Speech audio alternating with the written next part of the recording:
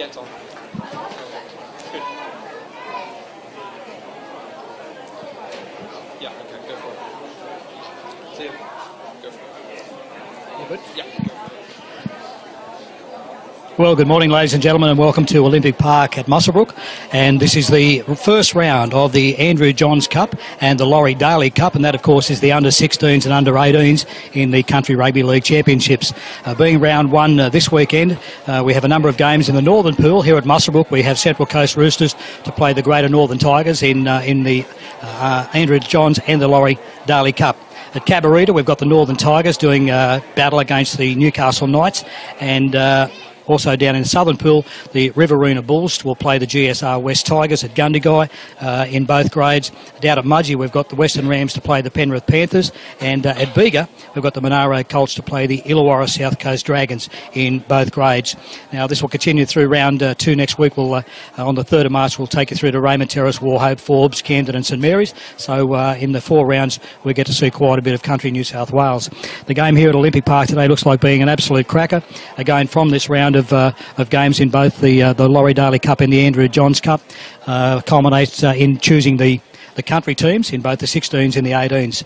So the teams for today for the Central Coast Roosters: number 1 is Nicholas Rodriguez, number 2 is Ronan Marr, number 3 is Jaden Andrews, number 4 is Jai Snyder, number 5 is Luke Heather, at number 6 is Wirramu Tibbet, at number 7 is Finch Dausch, at number 8 is Nelson Ward, number 9 is Tage Moore, number 10 Mark Philpott, number 11 Reece Robertson, and number 12 Jacob McSweeney, 13 is Pacey Crothers, at number 14 Sam Richardson, 15 is Trey McCann, at number 16 is Caleb Emery, 17 is Teethan Grimm. As the teams now enter the field for the Greater Northern Tigers, number 1 is Blair Maloney, number 2 is Mackenzie Shepherdson, number 3 is Jacob Suganavali, number 4 is Jet Butler. Jackson Amity is number 5, Bailey Miller number 6. At number 7 we have Braden Reid from North Tamworth. Caleb McMillan is number 8. Alex Darms at number 9. Jack Todd at number 10. Daniel Kelly from North Tamworth also is number 11. At number 12 we've got Jackson Shade. Hugh Collins at number 13, and reserves Blake Ginman at 14. 15 is Shannon Wilson. Number 16 is Wayne Seabrook. Andy Lampkin is number 17. The coach for the Central Coast Roosters is Mick Martin, and the coach for the Greater Northern Tigers is Luke Taylor. Well, we're in for a big game. Good crowd on hand as well, and we get ready for kick-off in the under-16s, which is the Andrew Johns Cup. Get set up, guys. Tigers, you're kicking that way. Okay, this is footy at its best, coming live from Olympic Park. Now the games in the under-16s will be 30 minutes each way. They'll stretch out to 35 in the under-18s. Good morning, everyone. Olympic Park here at Muswellbrook for the Andrew Johns Shield Cup, sorry.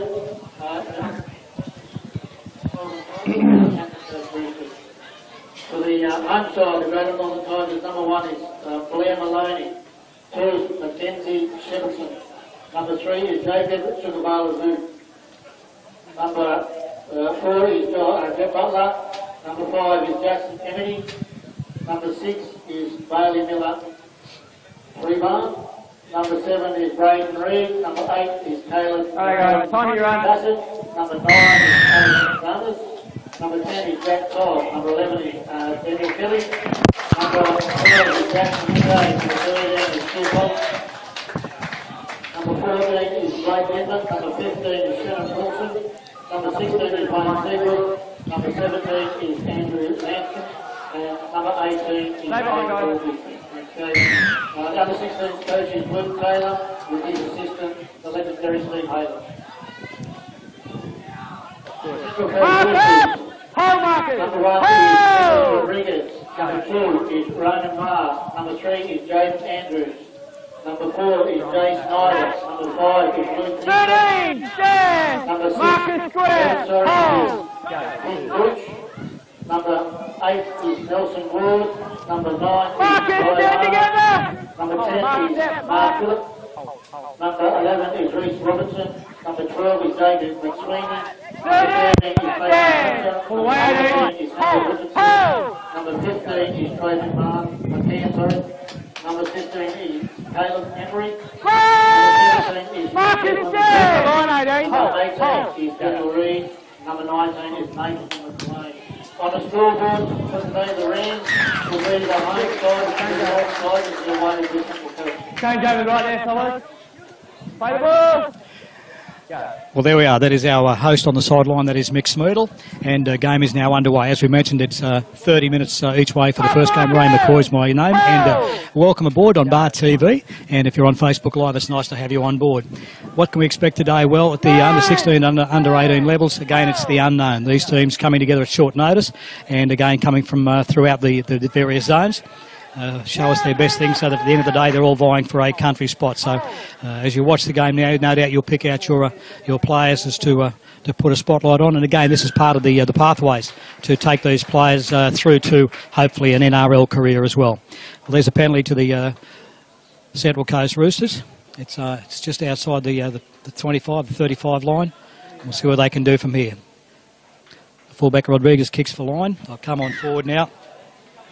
This will be the first chance to test the defence from the Greater Northern Tigers. And again, with a big crowd on hand as well from both the Central Coast and from the Greater Northern region. All keen to see their teams do well. And again, remembering it's one of 4 rounds, so all these players will be putting their best foot forward every week to see if they can get that coveted country Guernsey. Roosters coming forward. Little 9 being held up. Good defence there. That brings out a mistake. And it's a double tackle, so we basically go back to a penalty to the Roosters. Again, it'll be important as to see who gets first points on the board. A bit of a moral victory to see if that can drive them forward. They'll keep the ball through. That's big Reece Robinson taking it through from there. He looks like a bit of a powerhouse. We'll keep an eye on him throughout the day. 9 working his magic as we head out wide for the first time. It's the winger coming on there in Ronan Marr from Wyong. He'll get up and play the ball. There's a big number 8. That's Nelson Ward going forward. Some nice structure so far in the Central Coast Roosters. He heads out wide. Forward pass there that we missed by. Yes, they've called it now, so it was a forward pass, and a bit of a waste there on the second tackle to have a forward pass. Will come back for scrum. It's on the 10-metre line. It will be the Greater Northern Tigers to feed the scrum. And we'll see what they can do with their first opportunity to take the ball forward.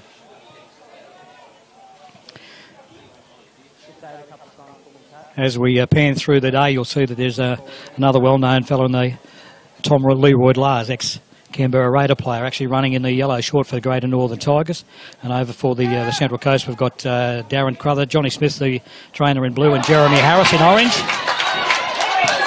That's a nice break for the Greater Tigers. Yeah, a nice break there by Jet Butler. So Jet Butler's made a good 80 metres from there. Jackson Amity goes into dummy half, takes it through to the 3. And that's Jacobs sucking a Vila from Singleton. Let's see what they can do with the ball now, the Greater Northern Tigers. We'll go to the blind again. Nice wide ball. It's out to the 5.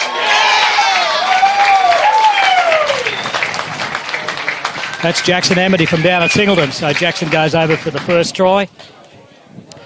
And the Greater Northern Tigers go to a 4-0 lead. We've got a kick to come. For the Greater Northern Tigers, Jackson Amity over Laurie. Greater Northern Tigers lead Central Coast Roosters 4-0. So there we have 4-0 lead at the moment. We've got a kick out wide for the Greater Northern Tigers. And again, that's the first opportunity Greater Northern Tigers have had with the ball. And they were very keen to do a couple up the middle and then swing it out wide, and have certainly paid dividends. No doubt they'll follow that through in the next couple of plays. Tom Leroy-Lars in the middle now giving his players some instructions. And the big fella in blue down there is Pete Collins from here in Muswellbrook, passing on his knowledge as well. So we've got a kick to come. As we mentioned earlier, it's 30 minutes each way. And this is just round 1 of 4 in the country championships and the inaugural games in the Andrew Johns Cup. This is Bailey Miller from Aberdeen to take the kick.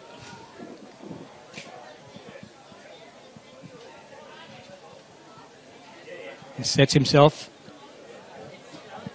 Come forward, looking good from here. And a number 2.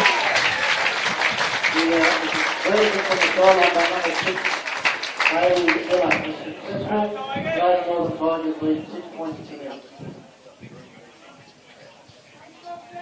So there we are, the Greater Northern Tigers. After 6.5 minutes of play, they lead 6 points to nil now. It'll be interesting to see how the Roosters jump back on board very quickly from this. As we've seen, it was only a number of plays and a big break from the Greater Northern Tigers that got them down to the red zone, and they took advantage of that, coming back to the blind to score a great try. There's the kickoff, heads down into Tigers territory. Big fella's got it, he'll bring the ball forward. Nice solid defence there, 3 in the tackle. Let's see what the Tigers can do from here. Will they go wide? Yes, they've gone up the middle, as they did in the first instance.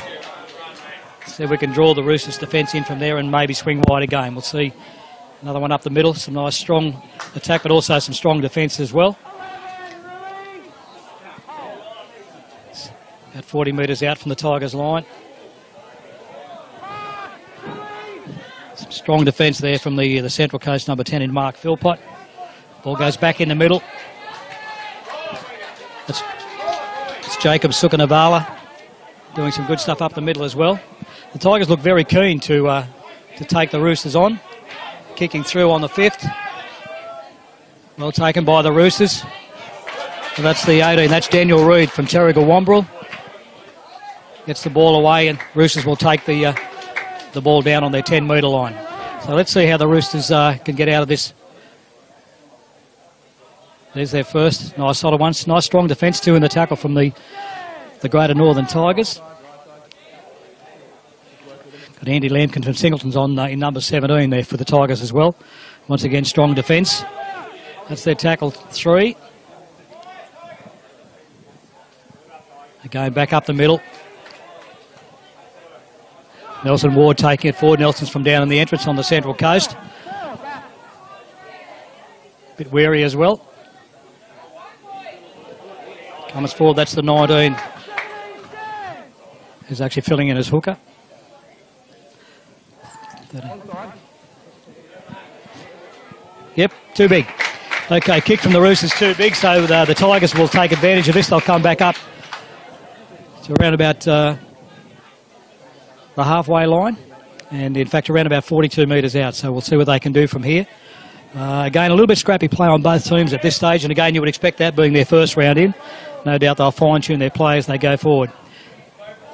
It's the big 17 in Andy Lampkin from Singleton taking the ball forward for the Tigers. Goes on forward now, that's Wayne Seabrook from Farrer. Going 35 metres out. Take the ball wide again. Daniel Kelly taking a good hit up. Daniel's from the North Tamworth Club, up in Group 4.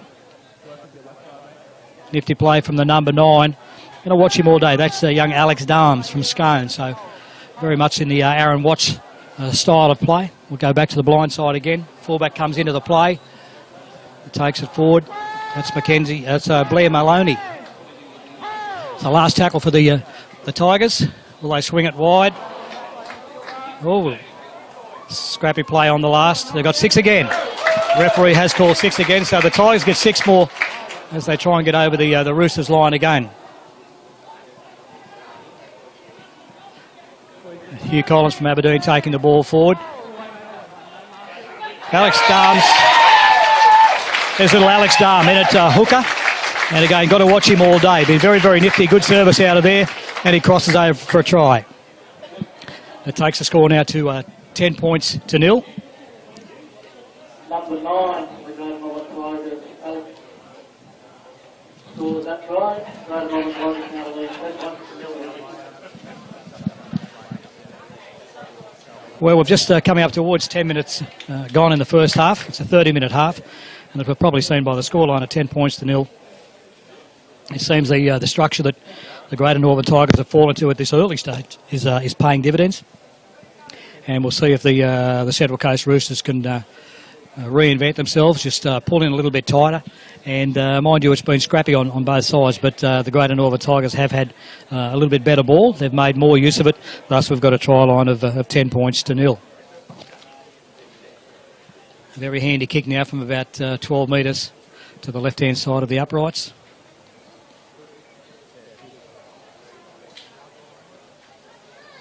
This is the 5'8" taking the kick from Aberdeen is Bailey Miller, who was successful with his first attempt.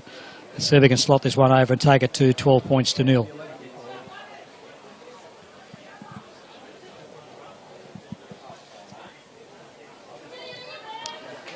There we go, he does the job. That's Bailey Miller from Aberdeen, converts it for the second time, and the Greater Northern Tigers now go 12-0.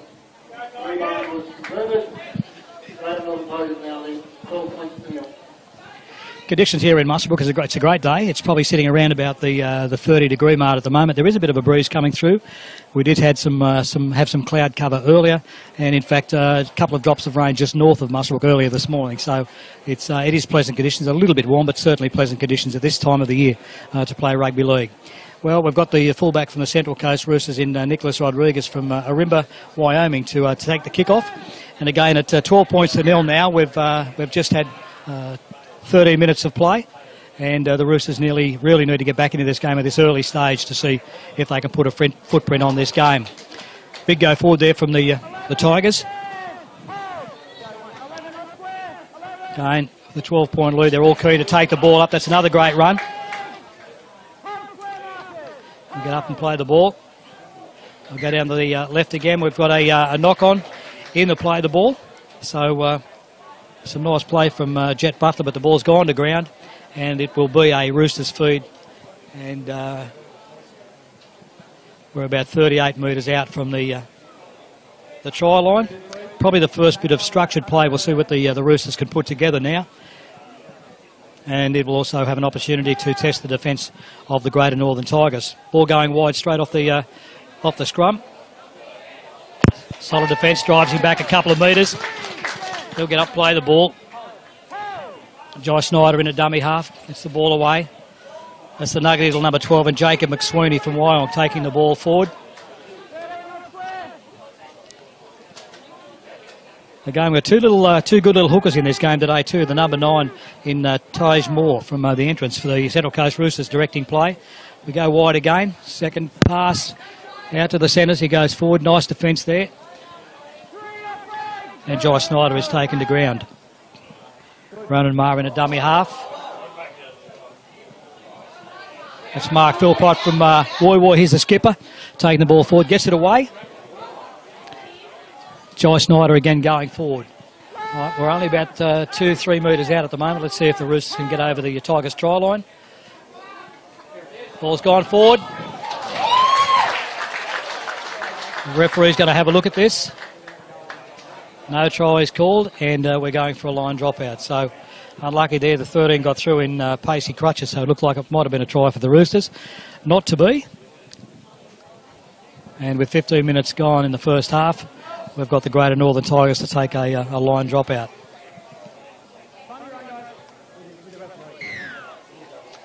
Here comes the dropout. Nice and deep. Picked up by the fullback. Goes forward to Mark Philpott. Taking it forward. He's the skipper, as I said before, and a tower of strength in the front row. So he's taking the ball forward. Out the ball goes. It's Pacey Crutcher again going forward. Some good yards, some good defence from the Tigers as well. Let's see what the Roosters can do this time. Big fella takes the fall again. That's Nelson Ward from the entrance. Takes the ball forward. They're only 10 metres out, and this is where they really need to convert points to get them back into the game. Nice flat ball to the 10. Only bar a metre out. That's Mark Philpott again, doing some big work up this end of the field. Tage Moore, see if he can work his magic. We're going wide. And the ball goes down again. So on a couple of occasions now, the Roosters have got in the red zone and really haven't taken advantage of the opportunities. And with a scoreline at 12 points to nil, they really need to get some points over the line and get back into this game, be rewarded for some of their efforts. So 16 minutes gone. It's the Central Coast Roosters and the Greater Northern Tigers, with the Tigers leading 12 points to nil. It tries for Jackson Amity and also for Alex Darms for the Greater Northern Tigers, and 2 conversions by the 5'8" in Bailey Miller. As the Greater Northern Tigers taking the ball forward.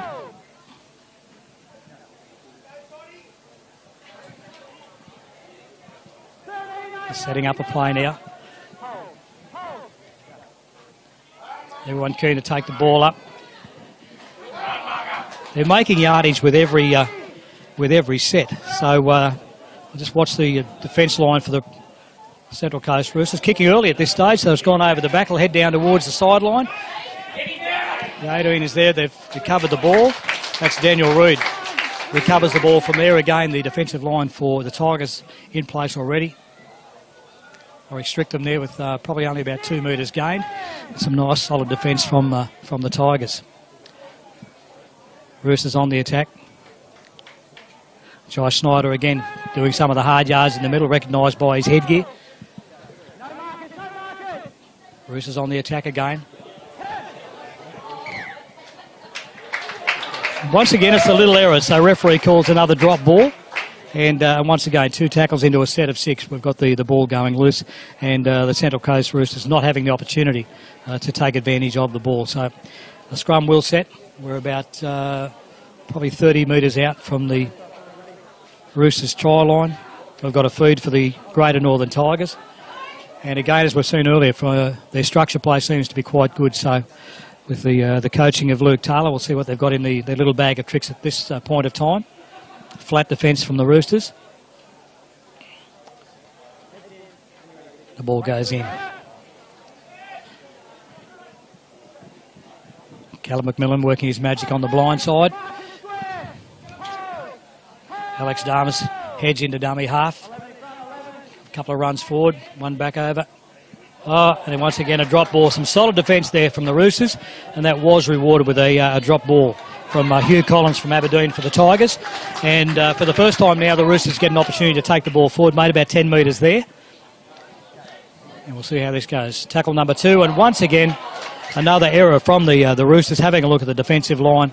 And again, it must be very, very frustrating for their coach in Mick Martin, who, when they do get the ball for the Roosters, and I don't mean to be down on the Roosters, but in a game like this where in one round of 4 you've got an opportunity not only as a team to go forward but also as players to put your hand up for country selection, these errors aren't doing anyone any good at all.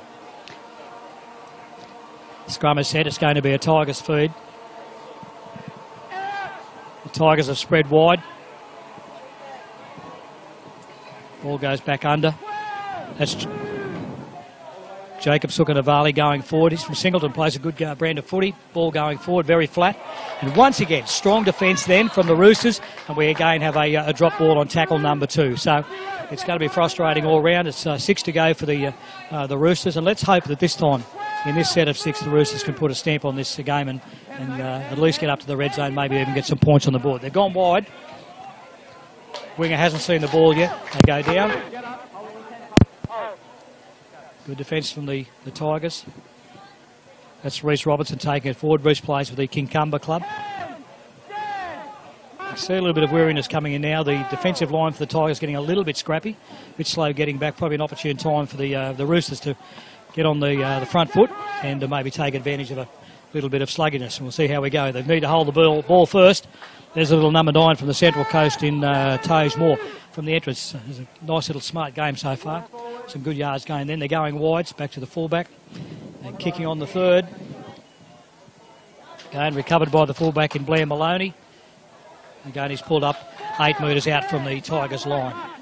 Well, that surprised me then, because with the Roosters not getting a good share of the ball, I thought they may have held that for the 6.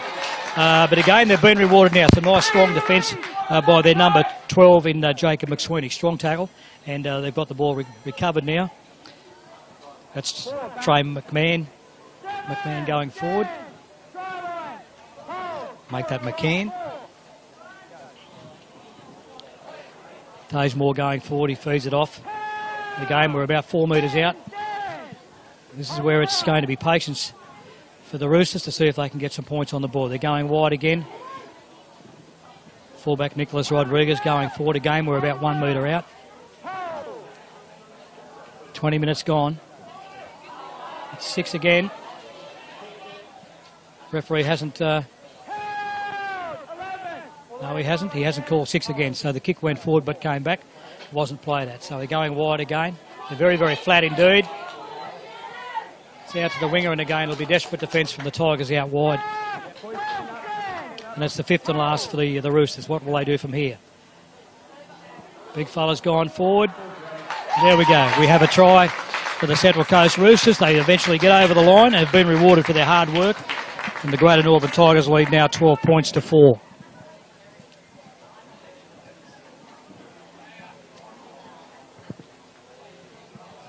Reece Robertson, number 11, opened the score for the Central Coast. Greater Northern Tigers lead 12 points to 4. As you heard Mick Smeedle say, that was Reece Robertson from Kincumber scoring the try. To thank Anytime Fitness, SLE and Victor for their ongoing support of Country Rugby League, and Tavara that again today with a show room down here at Kenton. Well, if you only just joined us, welcome along. This is the first round. I think we've got 5 rounds in the, and then we head into the semi-finals, which was the Country Rugby League under 16 and under 18 championships. They've now been rebranded. The under 16s are the Andrew Johns Cup, and the 18s will be the Laurie Daley Cup. Again, as I mentioned earlier, 5 rounds. Today there's a full round of games spread throughout New South Wales. Here in Muswellbrook we've got Central Coast Roosters to play the Greater Northern Tigers in both divisions. At Cabarita we've got the Northern Rivers to play the Newcastle Knights.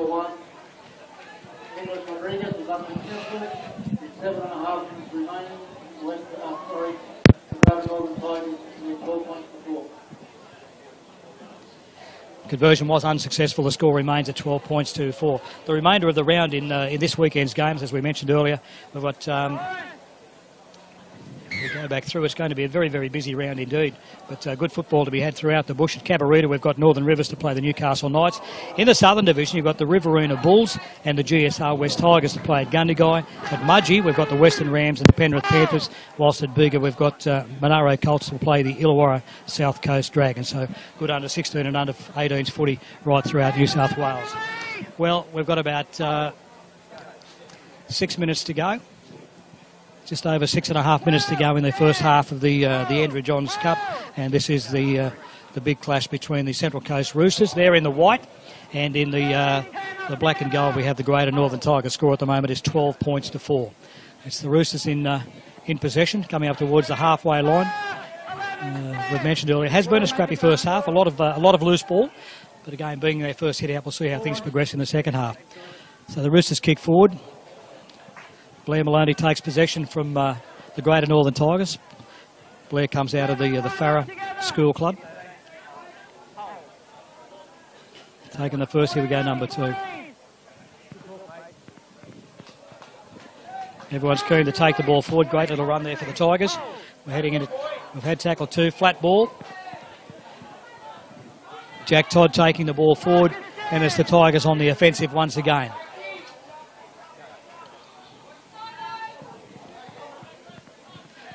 So Daniel Kelly going forward. The little number 9 for the Greater Northern Tigers had a good game so far. Alex Darms been directing play around, as is this young fella. And that's Bailey Miller from Aberdeen playing at 5'8" in the 6. This is last tackle for the Tigers.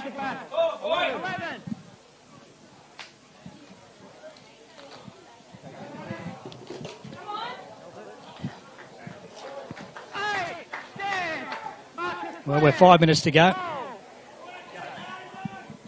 Central Coast Roosters in attack. And very lucky to have Aaron Watts from down here in the Hunter Valley join us too. He'll give us some comments in just a moment as well. But of course, coaching the representative of the country 18s once the teams are picked. So your view so far of this game? Mate, fairly competitive. The boys are sticking into it compared to the weather. It's fairly warm out there, so maybe they a couple of mistakes, but mate, they're certainly putting in. Hopefully, keep the errors out, mate. We'll get a good game here. With the, I said the weather fine track good at the moment, but it has been, to be quite honest, quite a scrappy first half. But again, that's from a coach's point of view. There's a fair bit of pressure on the teams, but also individually as the players. Yeah, for sure, mate. And they're just coming together, so they're just trying to find their feet, and I'm sure they're better for the run. When you're watching the team, for argument's sake, for the full round of games leading up to picking the country teams, how much emphasis do you tend to play as a coach? Do you put on an individual performance, or as to how they blend within the team? Mate, more importantly, how they blend as a team. When we go away on tour, we don't have a great deal of time to get the team together. So mate, we need to make sure they're good team players and willing to play for their mates. As we go, we've now got roughly 4 minutes to go in the first half. A great branding this time too, Aaron, with the Andrew Johns Cup and the Laurie Daley Cup. But again, in your role as the country coach, this is just part of the pathways, getting players exposed to opportunities to go further. Yeah, it is for sure. And you see the boys, like I'm familiar with a lot of the boys out here, and they stayed in their hometown, didn't go down to Sydney where they had the opportunity to. And, you know, if they didn't have that pathway option, they would have obviously gone down that path to go to Sydney. So it's just great to see them still in their hometown and playing for their local clubs. We've got roughly 3 minutes to go. We've got the Tigers in attack at the moment. Scoreline is 12 points to 4. It'd be interesting to see how the second hand pans out, because the Tigers certainly fell into their structure a little bit earlier than the Central Coast Roosters, but I'm sure that Mick will give them a bit of a talk at half time. Again, we have a drop ball there from the Tigers. Oh, he's ruled 6 again, so the ball looks like it's been pulled out, and I'll stay on the attack. 3 minutes to go. Now, Aaron, we've got 3 minutes to go. We're coming up towards half time. You're on the attack. Where should the heads of the ball players for the Tigers be at the moment? Mate, I think Bailey Miller, mate, he'll jump in here and grab the ball, mate, and yeah, for the Tigers.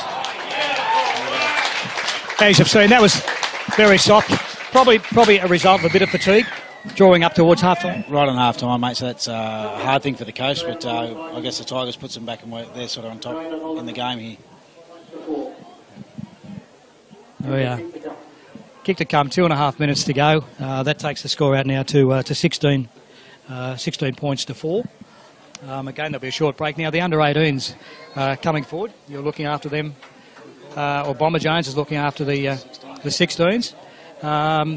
Going forward, how quick do you get your hands on the players to go forward to country? Mate, no, not to the end of the tournament. You know, well, this is their first round, so we've got another 4 rounds to go. So obviously we'll get a bit of insight into what the kids are doing during them rounds. But yeah, we won't sort of to the end of the final, mate.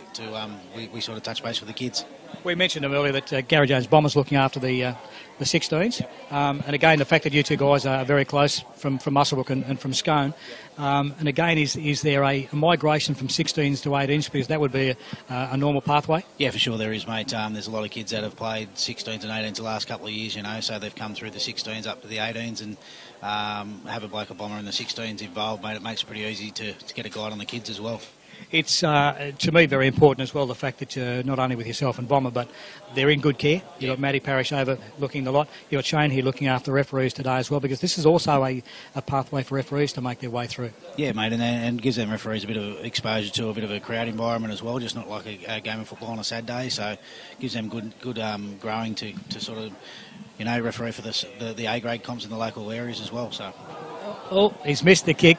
So the score now will remain 16 points to 4 as we head up towards half-time. Mate, Version was unsuccessful. With 45 seconds left on the clock. The Greater Northern Tigers lead 16 points to 4. That is the legendary Mick Smeedle being the ground announcer today. He'll do anything to get his voice heard.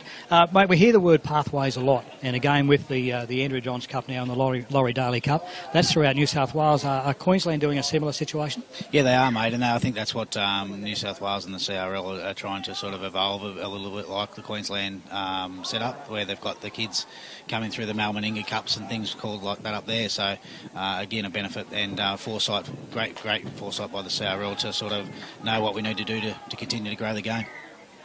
All right, we've got about 8 seconds to go, so we'll just very quickly before you go. One of the things that today is all about is giving not only these players an opportunity to expose themselves as their football talent, but again, does this all come back down to the fact that from a state of origin point of view, we're putting things in place where we can identify talent and take it forward? Mate, you'd hope so, yeah, and that goes back to, we've got a country bloke used to running the New South Wales Rugby League, and Jamie Feeney, you know, so he started a little bit of this, and it's a good foresight for him to assist putting this together. Righto, Aaron. That's Aaron Watts, who is looking after the country side as well. Thank you, mate, for your comments. We look forward to some comments at the end of the game. And we've got Bomber Jones coming in. Bomber Jones coming in later on to do the under-18s. We'll come back in just a moment.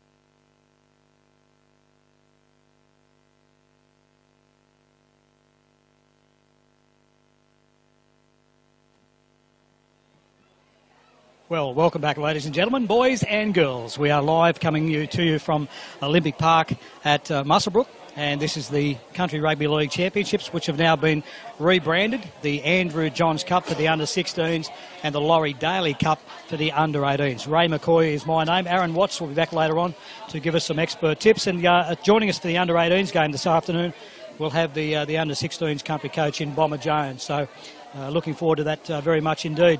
Our referee for this game is Brett Ibe, and again it's been not a lacklustre game of rugby league. As Aaron said, it's a matter of both teams coming together for the first time for a big hit out. This is round 1 of 5, and from that they'll have the semi-finals, and again as we go forward we'll pick the country teams in the 16s and 18s. There is a comprehensive operation of hot food for the next under the 20 draft. Like an identifying fitness, CRL, SLC insurance and fitness for their ongoing support of CRL, and the Barra Closing Committee. And I'd like to welcome 2 special guests to the game today, the country under 18, Stephen Aaron Watts, and the country under 16 coach, Gary Watts. Well, there we go. As both teams come back to the field now, we have the Greater Northern Tigers in the gold and black stripe, and in the Roosters colours we've got, of course, the Central Coast Roosters. As I mentioned earlier in the first half, it's a great crowd on hand. It's a very good day of rugby league. Temperature is sitting probably around about 32 degrees at the moment, but a slight breeze coming forward. Northern Rivers in 122-12. There's our kick-off. The Roosters have kicked off. The Tigers have now got the ball as we head into the second half. Now the half-time score was 16 points to 4. We had tries for the Greater Northern Tigers from Jackson Amity, for the Alex Starms, the little number 9, and Daniel Kelly. And we had 2 conversions by the little 5'8" in Bailey Miller. So 16 points to 4. The 4 points for Central Coast are coming from number 11 in Reece Robertson, who crossed over for a try. We did mention it was a rather scrappy first half as both teams get together and try and work out their structures. The Tigers, again with the scoreline of 16 to 4, have been very, very strong. A lot of errors in drop balls from the Roosters in the first half, but I'm sure their coach would have had a bit of a yarn to him at half time in Mick Martin, and we'll see what they can bring out for the second half. So we've got the Tigers in possession with 35 out. Very flat line, and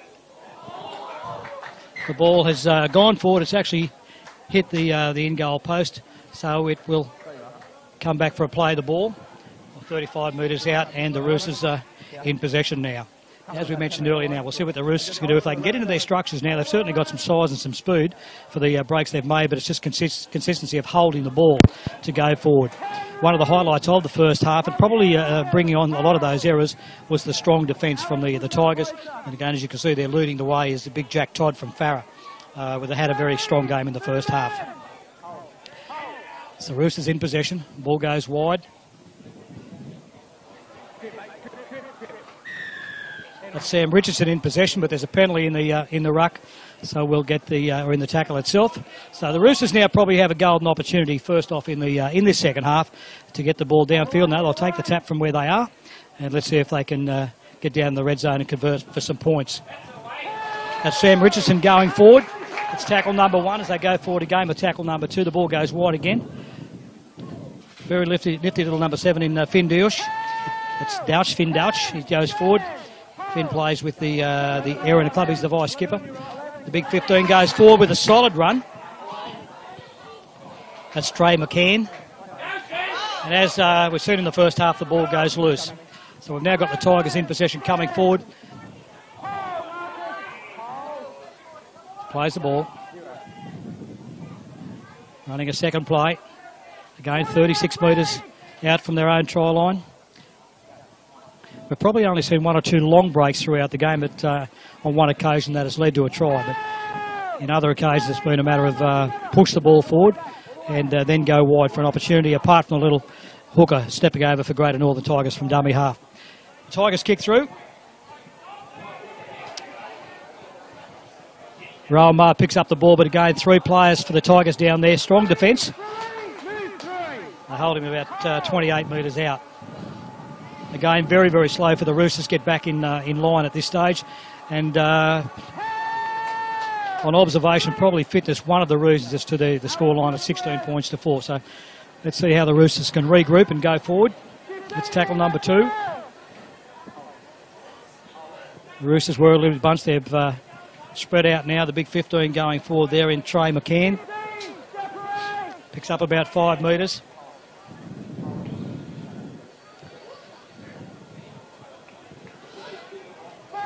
Pacey Cruther for Central Coast Roosters, filling in a dummy half. Had quite an enterprising game in the first half. Service has been good, so he's been getting the ball away from the ruck. It's been the other players outside that have been letting the structure down.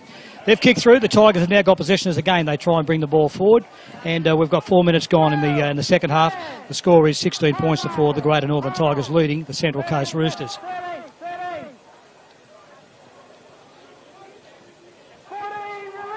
As part of this Pathways program with the Andrew Johns Cup and the Laurie Daley Cup, we've also got the Academy for Referees as well. Brett Ibe is refereeing this game. We've got Nick Martin coming on board to referee the under-18s. Touch judges on the ball as well.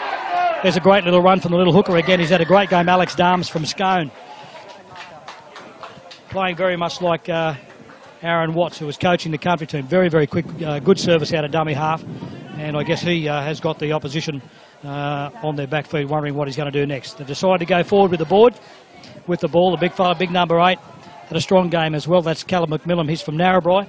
He takes the ball forward. This is the under-16s, and this is the Andrew Johns Cup. Into tackle number 2. That's Hugh Collins from Aberdeen. He's a Tiger. As his home club, he's a Tiger today as well. 12 metres out from the try line. Tackle number 3. As we go forward, strong ball again. Big front rower going forward. And that's Jack Todd from Farrer. The game, we're a couple of metres out. This will certainly test the Roosters' defence. And once again, we said it earlier in the game, he's just a very, very smart man. He's Alex Darms. He's from Scone. He's the number 9. That's his second try for the game. And again, I think we'll make the observation. We'll talk to Aaron later on. But again, that's another try from dummy half. And that takes the score out to 20 points to 4. Well, it's the little things in this game that are actually paying dividend. The attention to detail, the taking advantage of opportunities.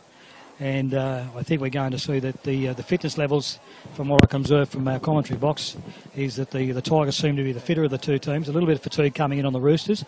And with the little dummy half in there in the 9 going over his second try, and Alex Darms, it's when they're looking up from the ruck to see where opportunities are and taking advantage. They're converting that into points. The little 5'8" from Aberdeen in Barley Miller will come in now for his third attempt at goal. This one's a bit of a sitter from inside from there. We've got nearly 8 minutes gone in the second half. And of course, coming up after this is the under-18s game, which is the first game of the Laurie Daley Cup in the Country Rugby League Championships. Looking forward to that very much as well. And Gary Bomber Jones, who's the coach of the Country Under-16s, will join us as co-commentary for that. Conversion was successful.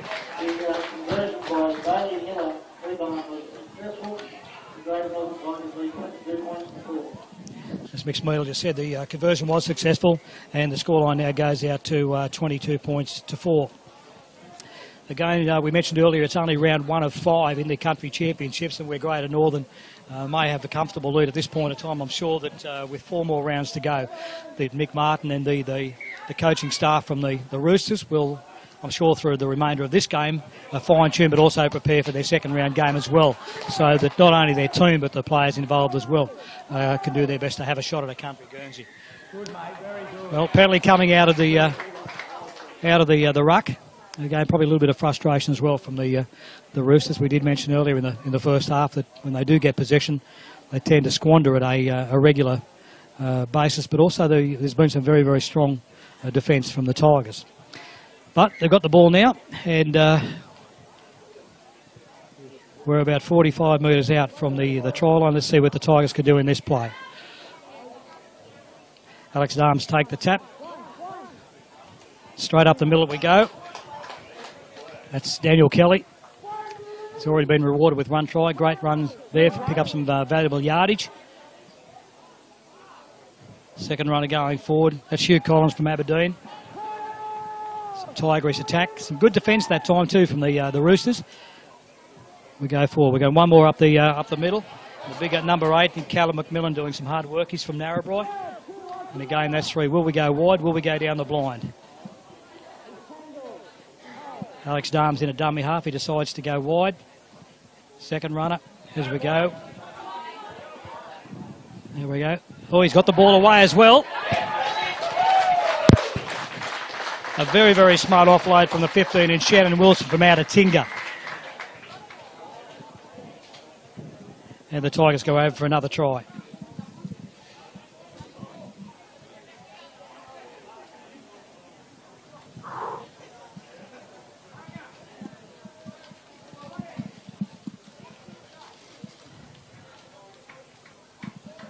Number 4 for the Greater Northern Tigers, Jeff Butler through that try.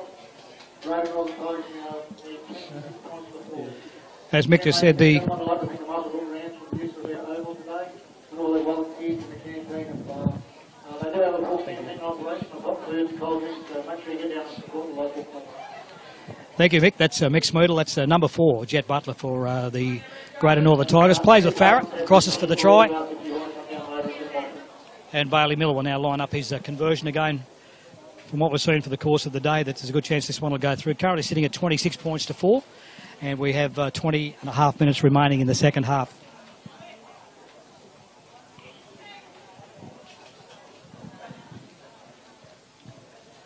Yep, conversion was successful. Bailey now 3 runs. Convert that try. The Greater Northern Tigers now lead 28 points to 4. Scoreline now 28 points to 4.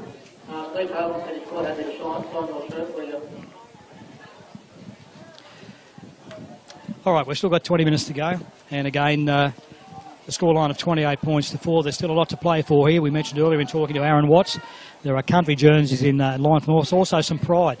So we'll see what the Central Coast Roosters can do when they do get the ball back. Again, it's, I think, fatigue. Without being too critical. Fatigue seems to be the big factor at the moment. Again, comes down to training and fitness, but let's see what the Tigers can do now. Ball goes down, bouncing around, they pick it up, they bring it forward. 27 metres out. One of the good things for the Tigers have been sharing the workload, whether that be in the hard work in the middle or the outside backs and runners have been prepared to jump onto the ball at every occasion when the ball's gone wide. Second runner coming through. That's Jackson Amity going forward.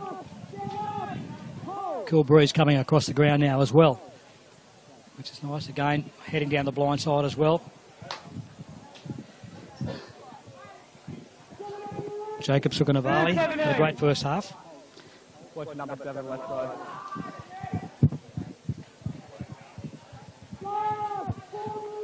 That's Alec Darms again. They're looking for opportunities all the time from dummy half, and again they've got the Roosters on the back foot. They're kicking forward. Luke Heather from Kincumber. Good run down the sideline. Nice run there from the 5. That's Luke Heather. Or Luke Heather. And also some great cover defence as well from the 15 and the 14 for the Tigers. Tackle number 2. 37 metres out. Daniel Reid takes the ball forward. Tigers back in their defensive line very quickly.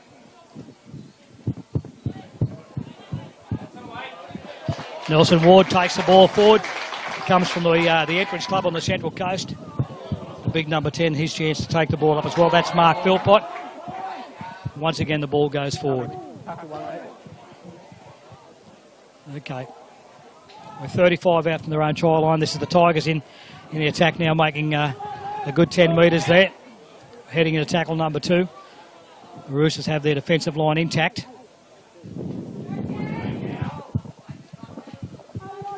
Jet Butler going forward. And that's a good sign too when the outside backs are keen to come in and take a ball up the middle. It's good to see. Shannon Wilson does a good run. Shannon comes from out of Tinga. And again, it's one of those great opportunities for Pathways to come all the way from Tinga to get involved in the Greater Northern team and hopefully go on to greater honours. Bit of frustration there from the Roosters. Again, another penalty. And referee Brett Ibe says not good enough. And the Tigers will, looks like, take the tap with Blake Ginman going forward. The big number 10 taking the ball up in Jack Todd. Tackle number 1. About 36 metres out. And the skyline is 28 points to 4. Huey Collins with a nice run. 26 metres out. We're going down the blind. Great run from Blake Ginman.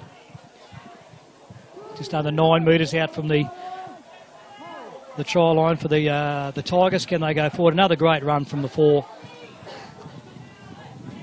And Jet Butler's had a great game indeed, both attack and defence. What will the Tigers do now? They'll swing it wide. Right out wide. That's the fullback in Blair Maloney. Very quick on his toes. And we've got options now because the Central Coast defensive line's a little bit scattered. Will they go to the left? They will. They're straight up the middle. It just pulls up short. Great little run there from Blake Ginman. So he pulls up short, so we'll have a changeover. A little bit of frustrations within the play of the ball at the moment, but this is under 16, so we're full of vigour. That's what it's all about. Just over 15 and a half minutes remaining in the second half. The scoreline at the moment is 28 points to 4. Greater Northern Tigers leading the Central Coast Roosters. Let's have a bit of blood. Big Pete Collins will bring the young fella off.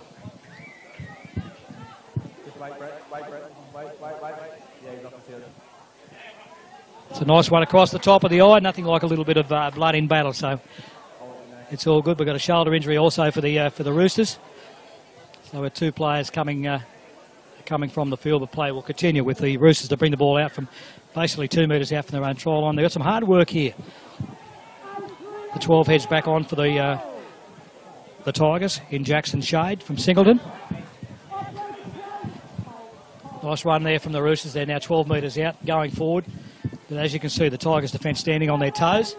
And they've been aggressive all day. Thus we have the try line, the score line of 28 points to 4. Nice run. There we go.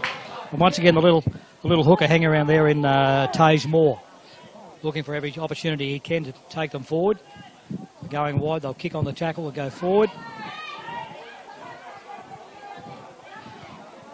Blair Maloney picks it up for the Tigers. He'll bring it forward. They're just about 29 metres out now. Tackle 1. Let's see what the Tigers can do from here. That's Jacobs Sukanavali from Singleton. He's had a strong game, attack and defence, and when he does get the ball, he makes the most of it.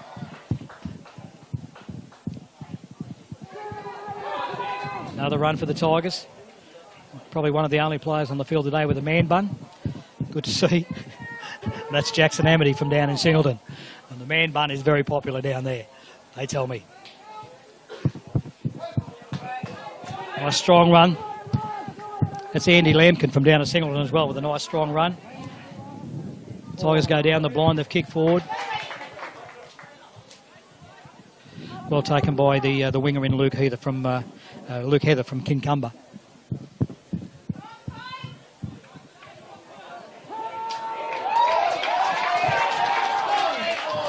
Jaden Andrews doing his best to bring it forward, but being driven back by the very strong defence from the Tigers.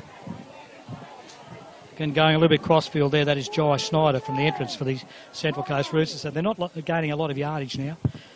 And again, it looks like the Tigers' defence has muscled up just a little bit more as well. 13 and a half minutes remaining. Scoreline is 28 points to 4. We've got the Greater Northern Tigers leading the Central Coast Roosters. About 13 metres out.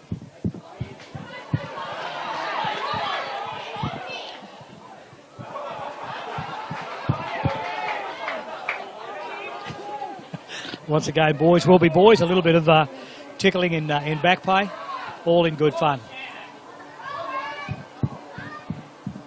That's Wayne Seabrook from Farah going forward for the Tigers. We're about 12 metres out. What can the Tigers do now? Nice strong run by Shannon Wilson from out of Tinga again. Had a strong second half. We're about 3 metres out. We go to the blind side. That's Braden Reid from North Tamworth going forward, the little number 7. We're about a metre short. Watch for the dummy half. Slide. It's gone to the 12. It's been lost forward, and we have the Roosters in possession. We're about 8 metres out from their own try line, and play is now called off. We've got an injury inside. Well, if you've only just joined us, we're at Olympic Park here in Muswellbrook. We're enjoying the second half of the inaugural Andrew Johns Cup, which is the under-16s in the country championships. This is round 1 of 5, and the other games happening this weekend all around the state. Down at up at Cabarita, we've got Northern Rivers playing the Newcastle Knights, and in the Southern Division, Riverina Bulls are playing the GSR West Tigers at Gundagai. Out at Mudgee, we've got the Western Rams and the Penrith Panthers, and down in Bega, it's the Monaro Colts doing battle with the Illawarra South Coast Dragons. Score here is 28 points to 4. It's been a strong performance by the Greater Northern Tigers. I think we'll get some expert comments from Aaron Watts later throughout the broadcast. Again, Aaron's looking after the under-18s in the country team. So he had a game with Bomber Jones, who will co-commentary with me in the under-18s. He's watching on as the under-16s do their thing at the moment. So it's the Roosters in possession. Ball going forward. You've got to single out the little number 9 for the Central Coast Roosters in Tage Moore. He comes from the entrance. He's been the pulse of their team. He's been trying to work out as to where they can do to probe into the Tigers' defence, but in all honesty, probably lacking some runners when there have been opportunities there. But he hasn't stopped trying all day. And give them credit, I think at the end of the day, for the fitness level, most of these players are out there giving it their best shot. A big mistake by the Coast there. They didn't find touch, and that would have been an opportunity to get possession and go forward, but they didn't do that. And Chet Butler from the Tigers got possession, and he'll hold there while we have an injury in back play, which we'll address at the moment.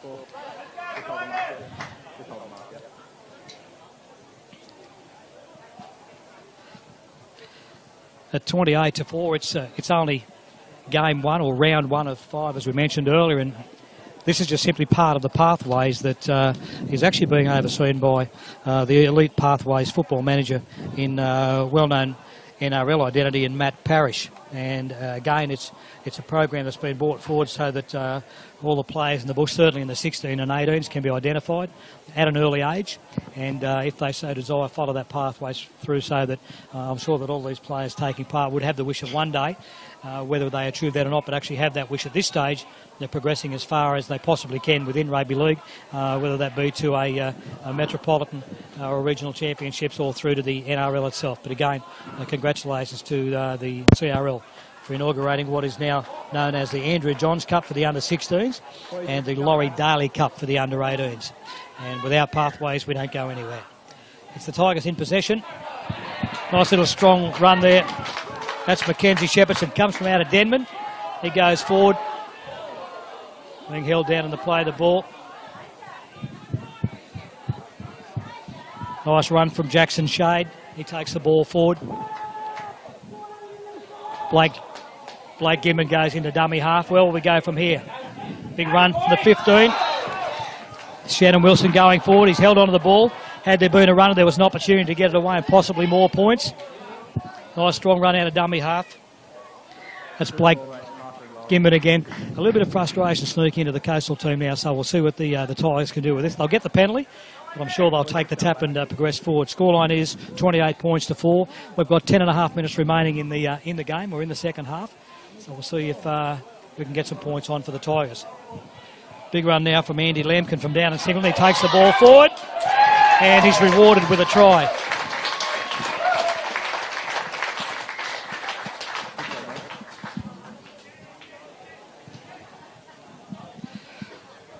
That's the big fella, number 17, Andy Lamkin from Singleton. That takes us try. The scoreline now, 32 points to 4.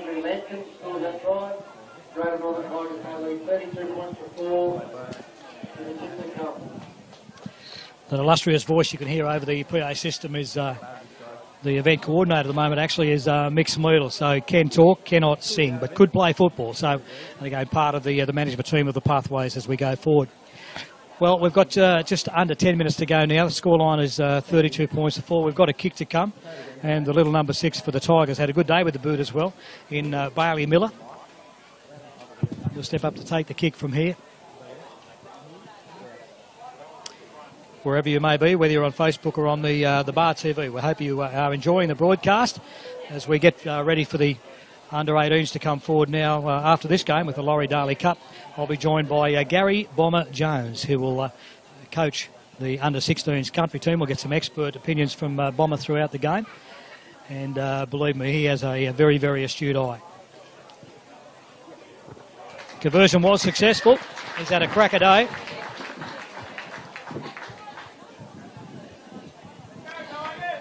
Daley Miller, free bar, converts that try. Great Northern Tigers now lead 34 points to 4 with 8.5 minutes remaining on the clock. There we go. Anytime business, SLE Insurance, and Victor Sporting Goods. There's a bar of people here today with a van selling merchandise. Now the full campaign in operation, especially for the Muscle Brook, Crown and Providence.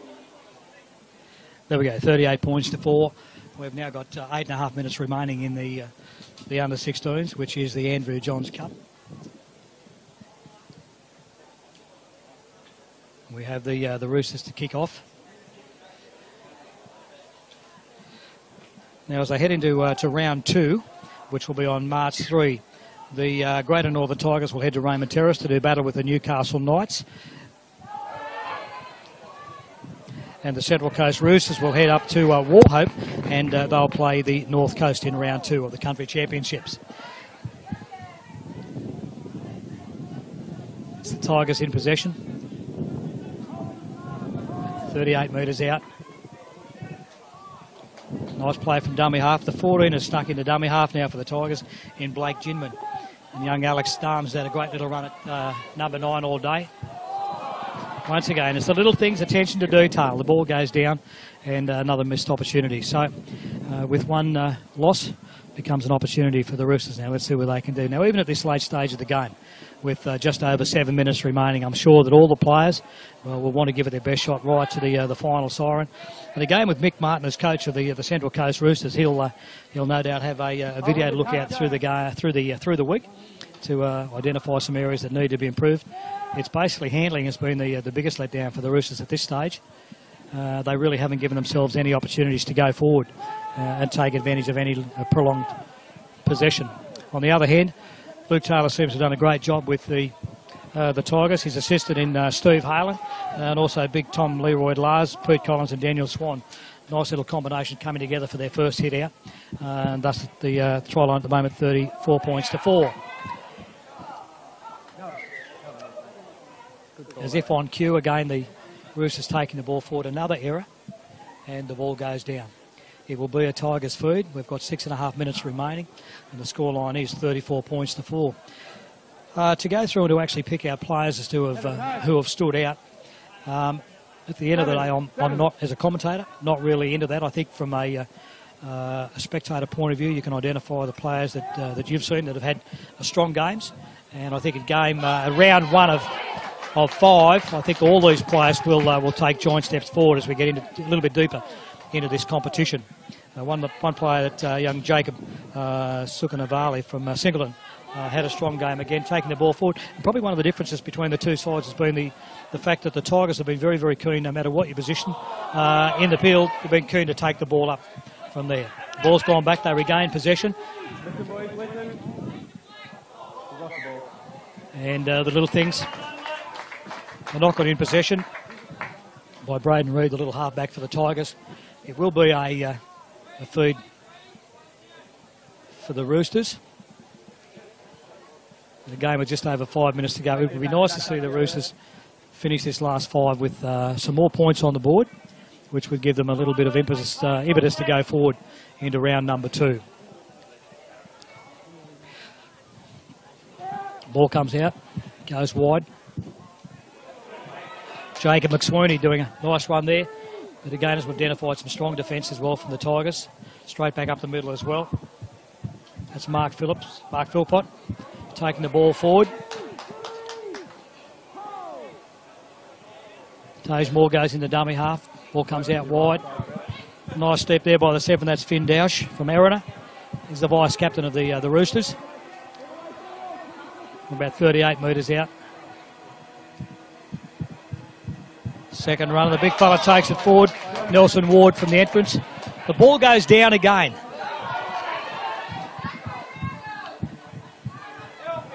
Wayne Seabrook going forward for the Tigers. Just over 4 minutes to go. Ball goes wide.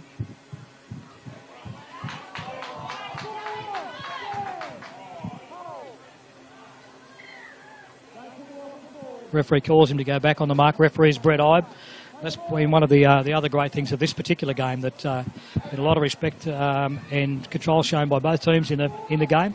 And again, the referees are part of this academy and the pathways going forward as well. So it's a great experience for them and the linesmen as well as the players involved.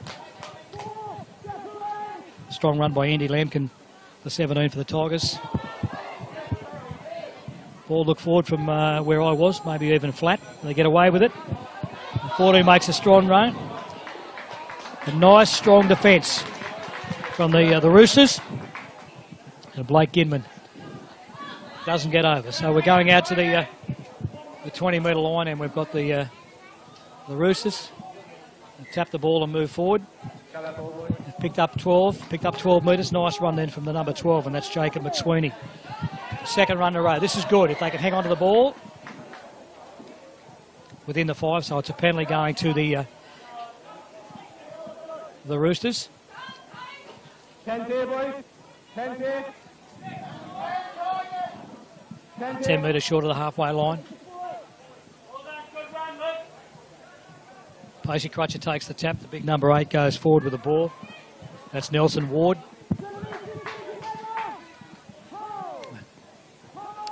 .41 metres out. Ball goes wide. Mark Philpott going forward. He's the skipper. Comes from the Woy Woy Club on the Central Coast. Ball goes forward. It should be play on. It is. It's 6 again.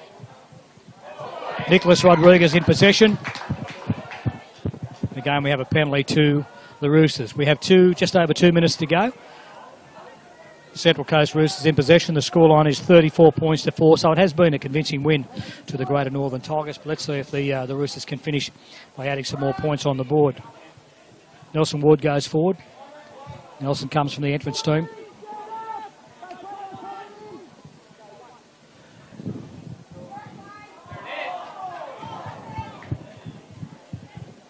Once again, the story of the game. The ball goes down. Just on a minute and a half remaining. The Tigers slow the ball down. They take it forward. 35 out. The Tigers spin it.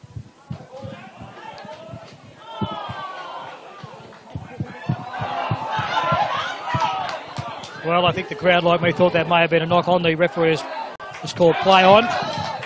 Strong run there from the 15. That's Shannon Wilson from Tinga. He's had a big second half. The Roosters hold them down. Just over a minute remaining. They go down the blind side. Jet Butler scored a try. He's had a strong game as well. Let's see what the Tigers could do in basically one of the last plays of the game. That's a fullback going through. That's in Blair Maloney. Blair crosses for a try.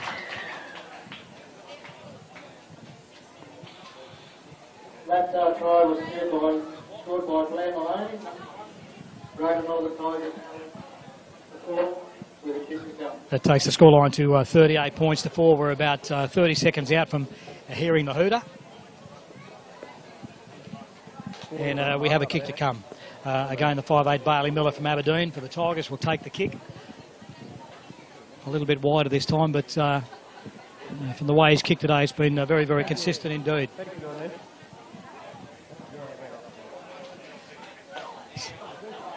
So we'll await the kick. Now we've got a second game coming up after this, which will be the under-18s, and that, of course, there goes the hooter, and that's the Laurie Daley Cup.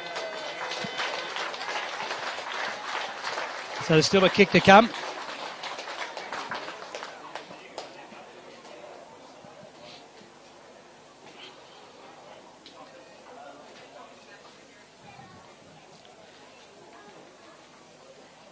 He lines the ball up. This is Bailey Miller from Aberdeen Club. These Tigers are the club team as well as the representative team. And away she goes. She goes through the uprights. And that takes the final score to 40 points to 4.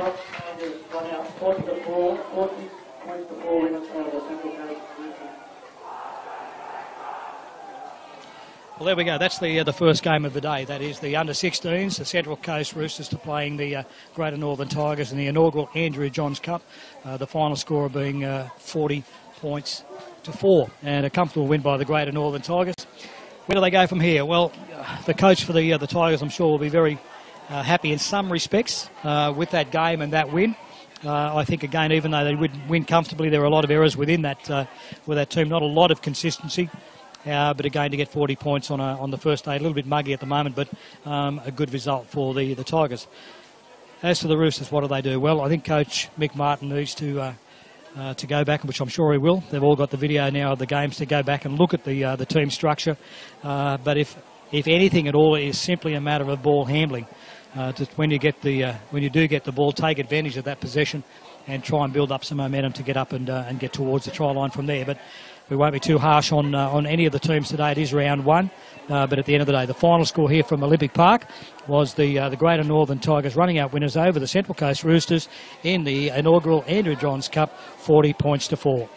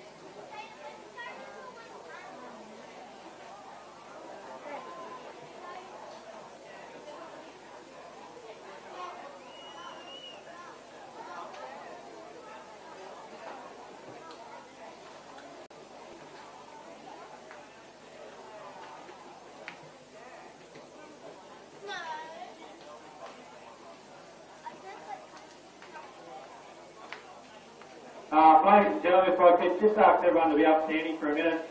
We're just going to have a moment of silence. In December, one of our Greater Northern staff members, Jim Stevens, passed away suddenly. Jimmy's been part of our system with Greater Northern over many years, and it was great sadness the day that he did pass away. Not only has he been part of some of our boys over the last 3 years, he's someone that gave his time. He actually lived up in Queensland but used to travel down every week to be part of our squad, and he's someone that we miss nearly every day. So if everyone can just take a moment to have a moment of silence, thank you.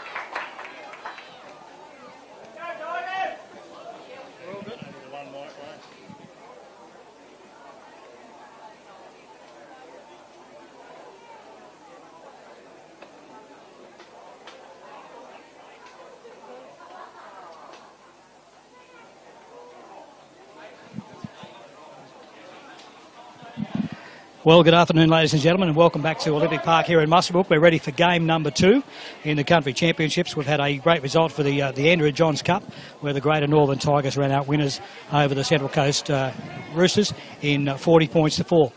The game we're about to get ready for now is the Laurie Daley Cup, which is the under-18s. Olympic Park here in Muswellbrook for the under-18s Laurie Daley Cup.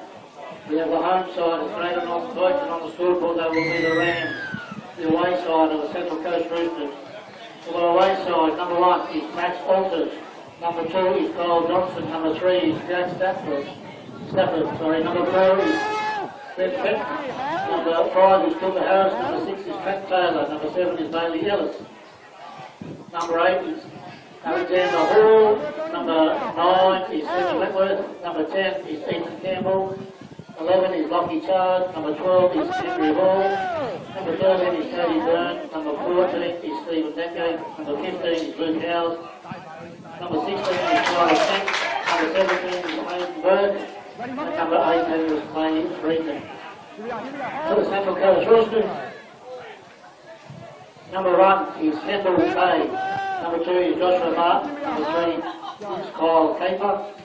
Number 5 is Saxon Willem Holt. Number 6 is William Harris. Number 7 is Kyle Lane. Number 9 is Darby Elk. Number 10 is Alex Hall. Number 11 is Kyle Warren. Number 12 is Jen Borrell. Number 13 is Jack Stringer. Number 14 is Steve Wilson. Number 15 is David Stringer. Number 16 is Kyle Lane. Number 17 is Ty Kennedy. Number 18 is Jason Little. And number 19 is Kai Doyle.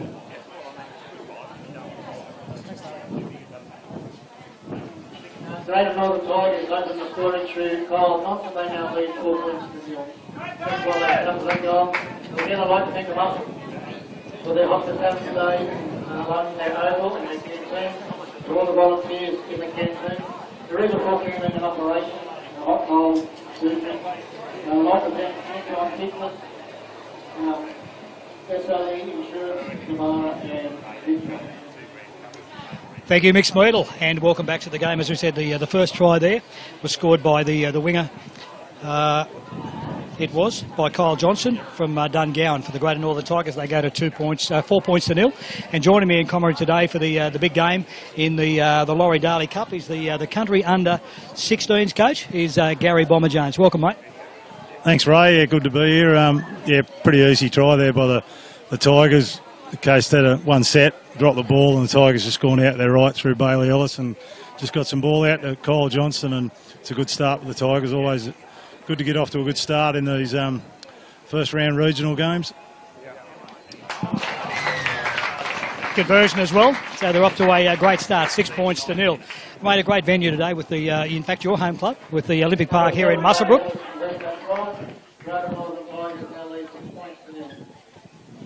There we go, it's 6 points to 0. That is Mick Smeedle getting his word in absolutely everywhere. Mate, before we get stuck into this game, your overview from the early game, the under-16s?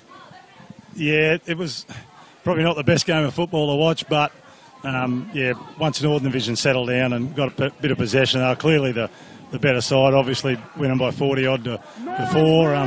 Obviously, the coast should take a little bit of heart out of it. They'll improve. There's a long comp, another 5 games for each side to play, so... Yeah, hopefully the coast can improve a little bit more, and the Tigers have got a lot of improving to do as well. So overall, pretty good.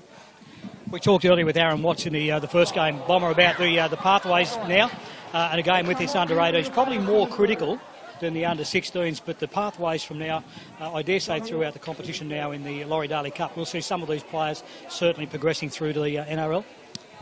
Yeah, historically that's happened over the last few years.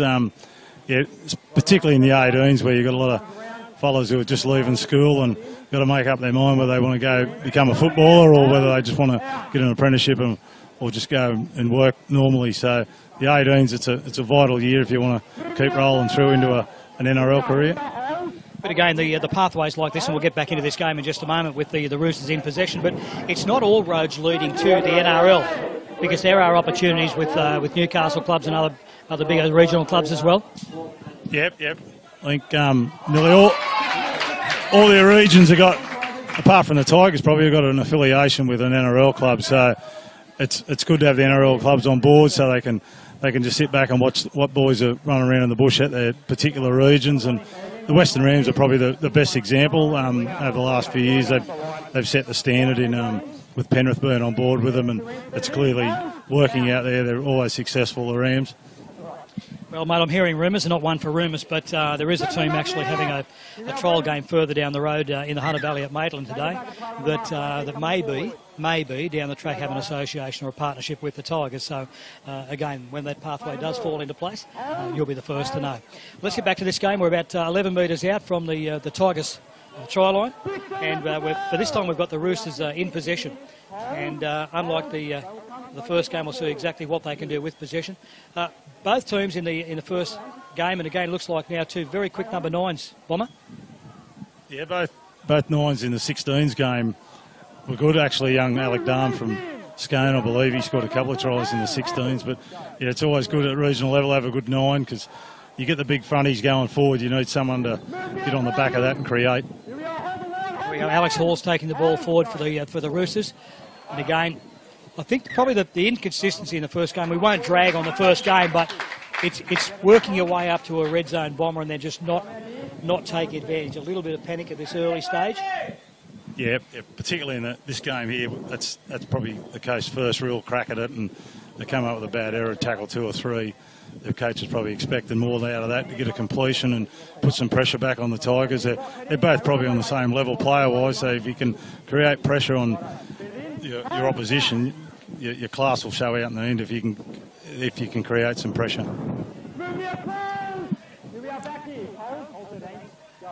Okay, we've just gone 7 minutes. There's 35 minutes each way in the under-18s, the Laurie Daley Cup. It's the Tigers in possession. At 28 metres out from their own try line, bringing the ball forward. One of the things I did like from the earlier game, looks to be consistent in this game as well, Bomber, is that it doesn't matter where you are in the field, everyone's keen to take the ball up, make some yardage. That's the little 13 there running forward, which is Cody Byrne from out of Dungowan, doing some good work. Just coming up towards the halfway line, moving the ball out. I'll take the kick through. Well recovered by Kendall Fay from down at Wyong. He brings it out to about 11 metres out from there. Well, let's see how the structure in the Tigers' defence is. We won't see for a little while because the Roosters do get a penalty. They'll put the Tigers on the back foot from there. Bomber, one of the biggest things in that first game was fitness. The Tigers seem to be at least probably 30 to 40% fitter than the Roosters team, which surprised me. And again, on top of that came errors and a little bit of fatigue in that second half. Yeah, I'm not particularly sure how long the Coast boys have been as a group or been training with their club sides, but I know that for a fact that the Tigers boys all been together probably since November, and they training in 40-degree heat up in Tamworth. As much as you wanted to work on skill, they do work on a lot of fitness, so they're used to a bit of the humidity and the heat that's here today. But I think once you get to this standard, even at the stage we're at now, that little magic word of extras is very important for the player who wants to take that pathway to greater honours. It's not just the training run with the club or the team involved, it's the extras that get you over the line. It certainly is, particularly with the end of time fitness coming on board. They drive that pretty well into the boys to make sure they're there making sure, and it looks like we're going to get a try here by the Coast. It's a good tackle by Maxi Altus. Nice big strong there from the number 3, which is Kyle Kappa. Fed the ball out well, it's out wide. First chance for the Roosters to try and get some points on the board. And happy to say that on the last tackle, some very, very strong defence from the Tigers. So again, this will test them now. So they're only about 2 metres out from their own try line. It's the Greater Northern Tigers in possession. They lead at the moment 6 points to nil. We've had just on 9 minutes of play gone. It's 35 minutes each way. We are at Muswellbrook at the well-established Olympic Park. We're sitting on the top of the grandstand. A bit of a breeze coming through as well. And happy to see, as we head into the 2018 season, a nice crowd on hand as well. And certainly a lot of visitors from down on the Central Coast. All right, we're 13 metres out. The Tigers in possession. We take the ball forward. Nice structured run. Good defence from the Roosters.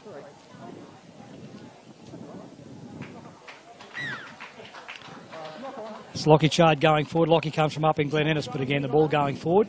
So again, this will give the Roosters an opportunity to take possession from the scrum, providing they don't lose the ball, which I don't think happens anymore, Bomber.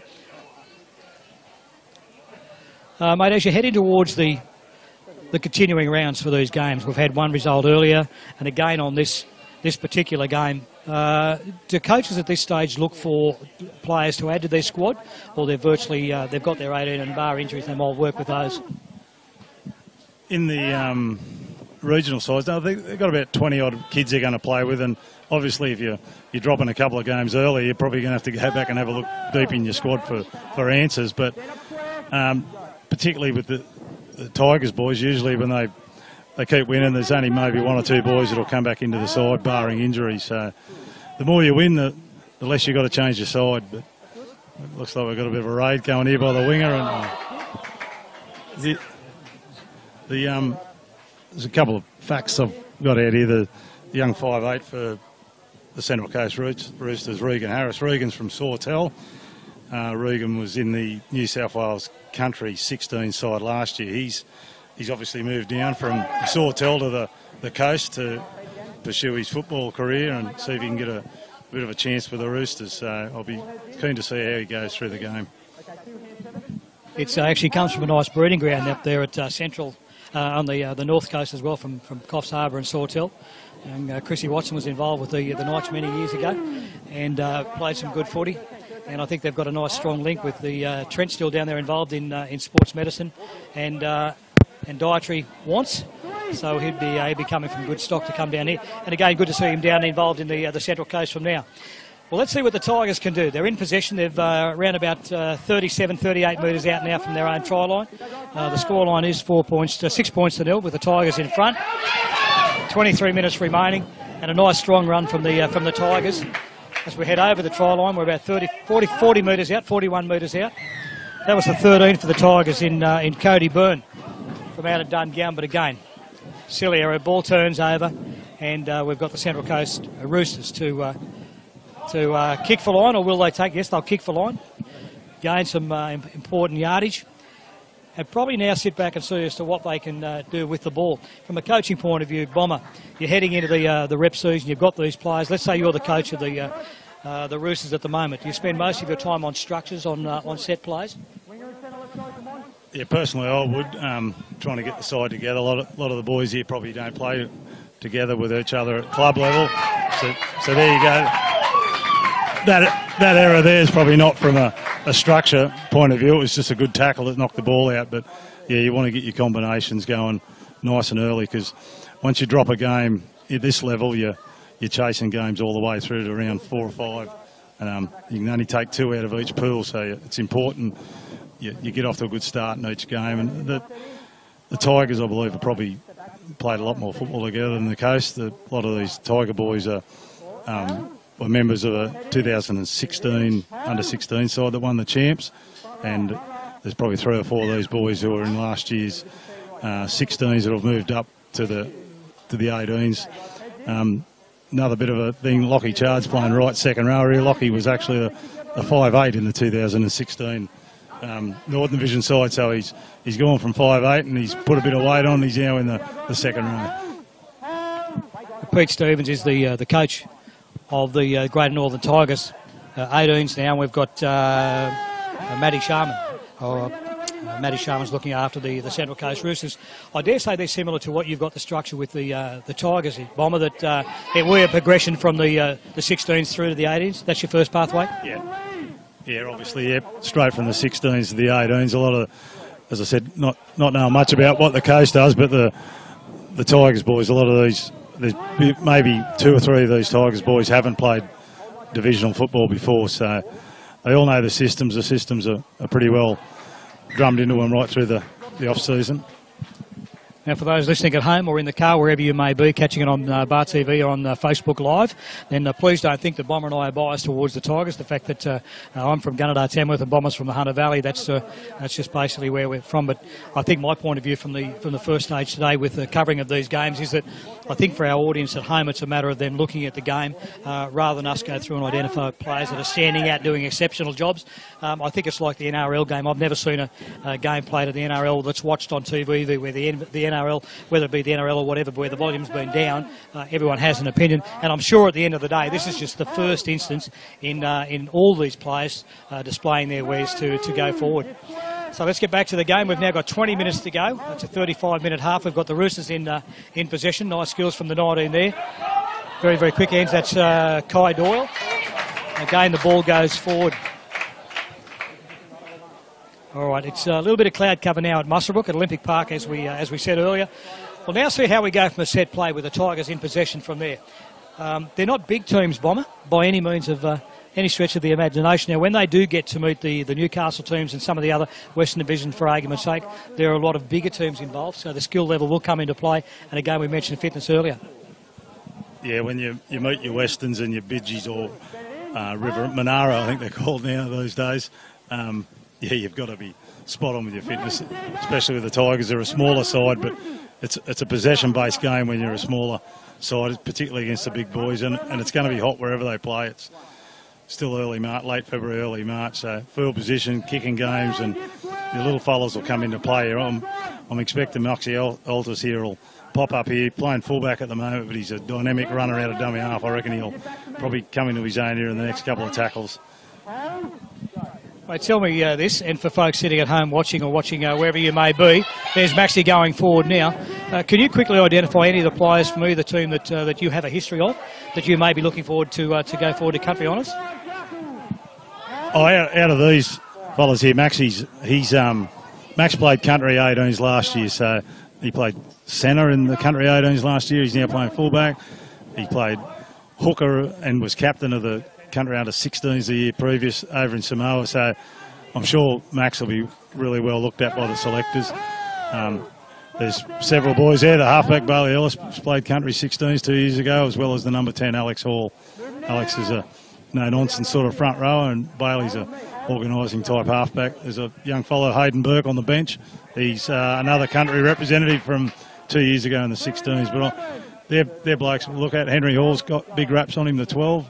But as I said, I'm not sure a lot of the Coast boys, but I'll be interested to see how Max does go at fullback. I only know he's a hooker or a centre. So. But I think he's one of those players who'll play anywhere as long as he can progress forward.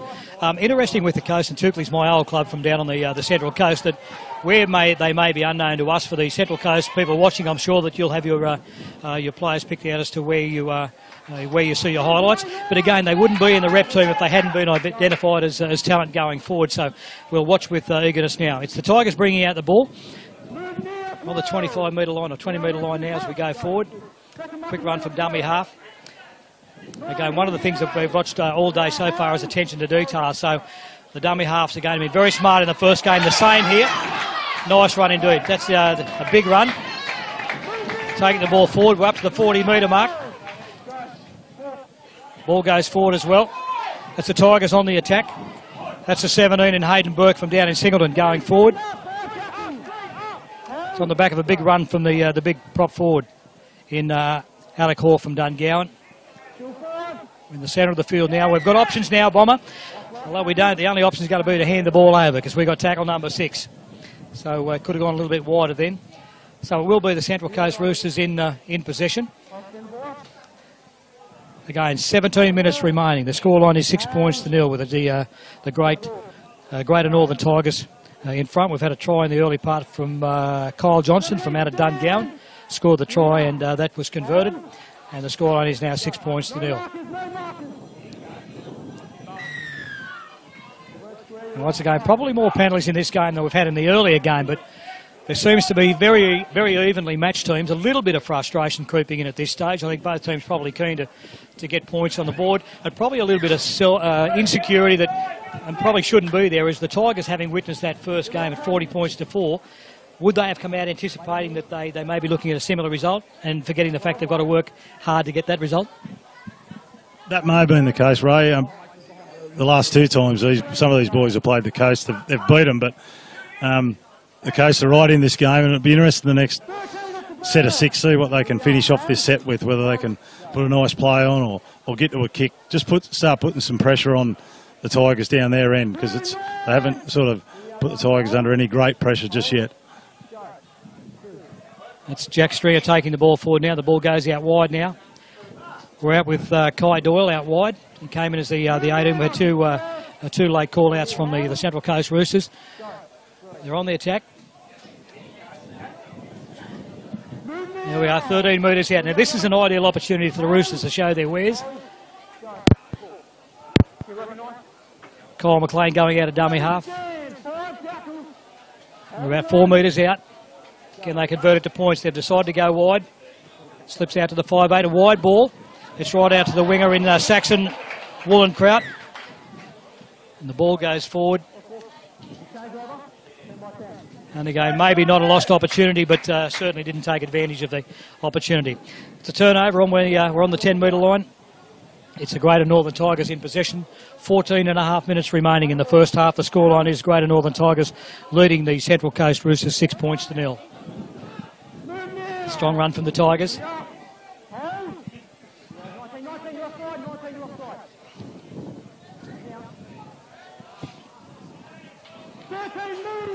You've been aware of any of the drills that the Greater Northern Tigers coach and Pete Stevens would have put the boys through, having been involved for quite a while. I guess Pete would have a pretty strong regimented preparation, Bomber. Yeah, Pete's a really good coach. He does it for a living, basically. He's a development officer up in the New England region, but no, he's a really switched-on fella, and I know he likes to play short sides, and I know he likes to dominate in that middle of the ruck as well. So probably expect to see some short side raids if they get some quality ball on the coastline. From that, you need a very quick-thinking 9 or a dummy half to steer you around the park. We're going forward now. That's the big number 18 in Jason Little from Berkeley Vale, taking the ball forward. We're just over the halfway line now. It's the Central Coast Roosters in possession.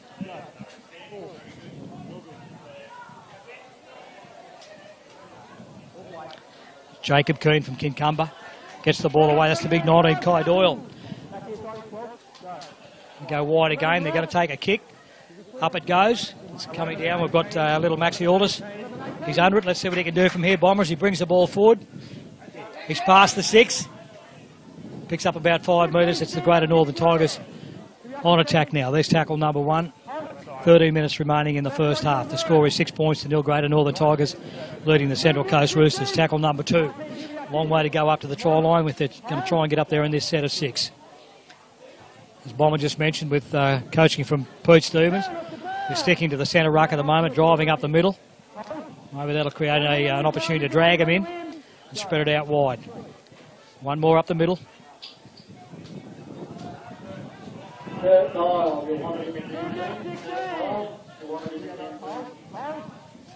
That's Mick Smeatle ordering another pie. Back out to the 12. Had a strong game. That's Henry Hall from Scone. Got a bit of size about him as well. 38 metres out. Tigers on the attack. Oh, nice ball back inside to Maxi Aldis, but he's gone without it. And the ball has gone down. There are opportunities actually outside, inside at that stage. Had it come off, it would have been an absolute cracker. But suffice to say it didn't. So the ball goes down. And it's a change over now. And it's the Roosters to play the ball. Bomber, we've got just under 12 minutes to go. Let's put you in the coaching panel with Matty Sharman at the moment with the Roosters. What do you do in this last 10 or 12 minutes to try and get some points before half time? Yeah, probably very similar to what I said before. Just they've got to build some pressure. The last time they were down here, Regan tried to get a long ball. The winger probably went through their hands, and they probably scored down in the corner. But they've just got to build pressure. There's points in them, but it's a matter of how long they're going to stay in the game and not get impatient. It's only 6-0. A lot of footy left in the game yet. Just be patient with the football, and importantly on this end, the two tackles left. I think they've got to come up with a positive kick on the end of this set. The thing we haven't seen, Bomber, is repeat sets. And again, we talked about patience earlier. And this is probably an ideal opportunity now with the Roosters coming up. We're on the last tackle. We are sitting 13 metres out. And what are they going to do? Will they put the ball up? Yes, they will. It's heading down for the winger. And the ball has gone forward. We'll see what the referee is going to award. It's a scrum in the coast to feed, so they'll get another opportunity from here. We haven't seen a lot of repeat sets going forward. No, I think the coast in this stage here, I don't know if they'll have a set play from the scrum, but I think they've just got to settle down. There'll be points on I think the right hand side of the Tigers' defence, the left side of the coast. I think there's an opportunity there if they just want to get to the middle of the field and play a bit of structure and a bit of shape at them and see what they can come up with. But more importantly, finish the set off well. Let's not try and score off the first 1 or 2 plays. If it's not on, if it's on, yep, sure. But if it's not on, let's put some pressure, build pressure on the Tigers. All right, this is probably the best opportunity the Coast have had. They're smack bang in the middle of play. That's their first tackle. That's from a scrum. And we're sitting here with just under 10 minutes remaining. Again, look a little bit lost in the middle. And if ever there was an opportunity, this is where they had the most. They've wasted a tackle there. Did they go north? They go south. They're going straight up the middle. It's the big number 19. And that is Kai Doyle. He's actually had a strong game. He's come into the team late. Got a bit of size about him as well.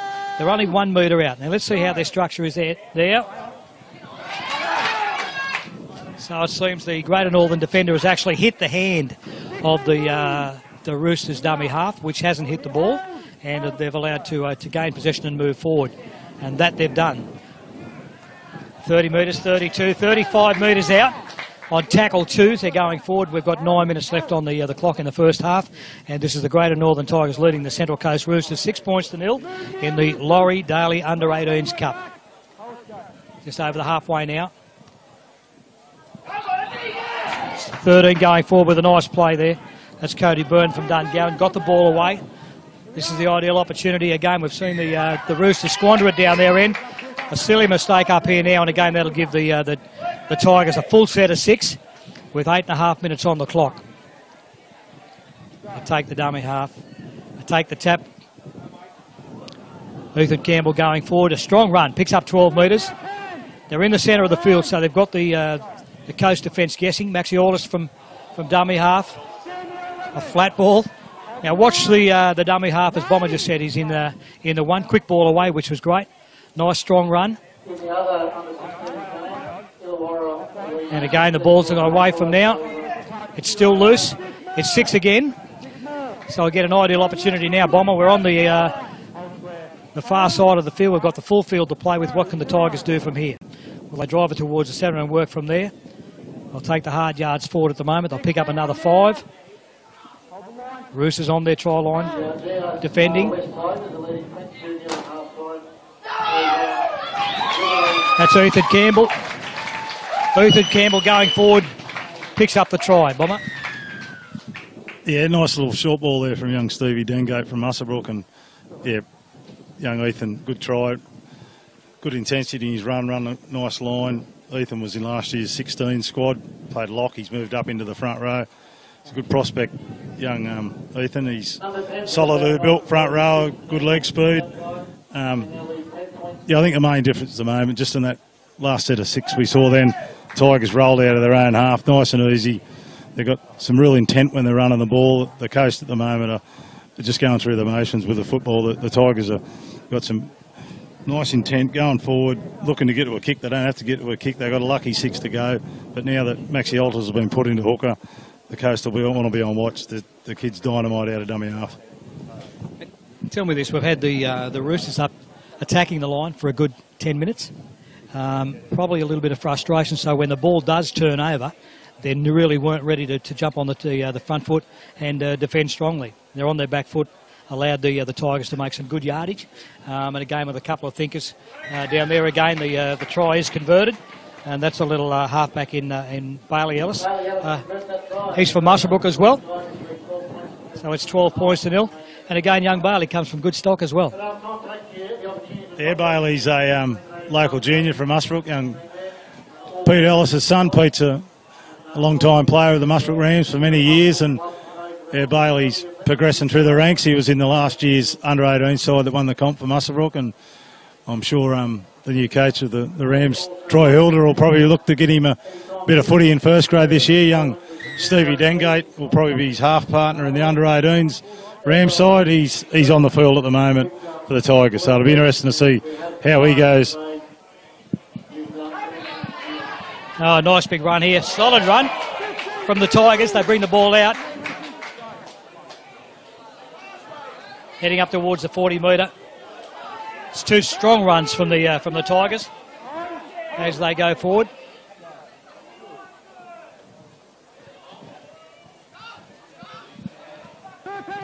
As Bomber mentioned, we've now got Maxi Alders in at a dummy half. There will be, I'll tell you one thing that will happen now, they'll be on their toes. He'll be calling his runners, he'll have them in place, and if the Roosters thought they had it easy so far in this game, they're about to go into a second phase. Strong run there from the 4, which is Ben Fechner from Scone. Ball goes wide. Very wide net. We're right out to the wing. We're stretching the Roosters' defence. Now again, it'll be interesting to see as to where. Well, they won't, because it's the last tackle will be a turnover. It would have been interesting then to see if the play comes back in the field and the options they would have had from there. Just under 5 minutes to go. The score is now 12 points to 0. The Greater Northern Tigers leading the Central Coast Roosters. We're in the under-18s, the Laurie Daley Cup in the earlier game, in the Andrew Johns Cup, the under-16s. The Greater Northern Tigers defeated the Central Coast Roosters 40 points to 4. It's the Roosters in possession. Couple of quick hands there, bringing the board out to the 40. 4 minutes remaining till half-time. Kai Doyle, he's had a strong game, the big 19, but again, it's the silly little things. It's, again, whether it was rape, we couldn't see from here, but the ball's gone astray. The Tigers back in defence. It's got to be a coach killer. Yeah, he must be worrying the coach at the moment. He's one boy that's got a bit of intent and he's running, but the whole set was just, they was just striding up the field, hoping that it was going to go through tackles. The Tigers' intensity level is probably 10 or 15% more than the Coast at the moment. And Tigers with a bit of possession here could go in at half-time 18-0. The scoreline that the Coast probably don't want to, because it's a long way back. The Tigers are up today for a good game, so they probably need to dig in here for the last 3 minutes and not let the Tigers in for a try. The 12-0's next to nothing in the modern game, but if you let them go to 18 at half-time, then the question's going to be asked, are they going to put in for the second half? Bomber, that leadership's got to come from on field. Instructions can go out from the sideline, which is fine, but at the end of the day, that leadership's going to come from on the field. We've already mentioned Maxi Aldis as a driving force for the Tigers. When you look across at the Central Coast Roosters team, the big number 12 in Jed Borman's the captain of the team. They haven't had a lot of possession except for the 10 tackles maybe up here attacking the line and didn't get over the line. But it'll be interesting to see now with 3 minutes to go where that leadership is on the Roosters team as we head towards the half-time break. Tigers on the attack. Maxi Aldis again, as we mentioned earlier.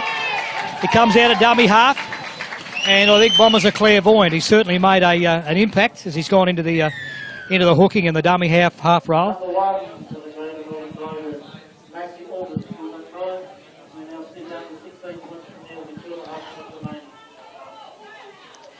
We do head to 16 points to nil, and again it's that 5 minutes before and after the half-time break.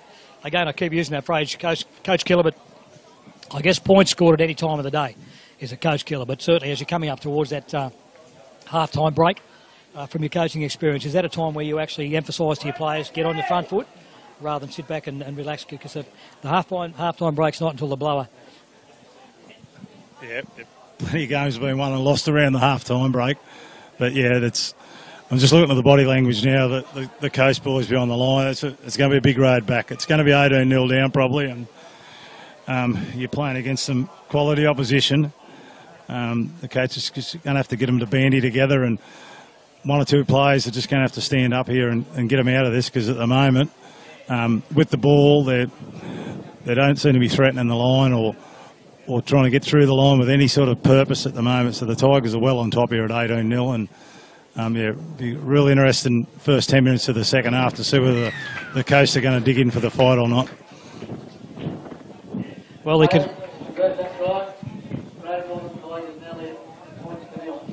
The conversion was successful, as Mick Smeedle said, from Bailey Ellis, and that takes the score now to 18 points to nil.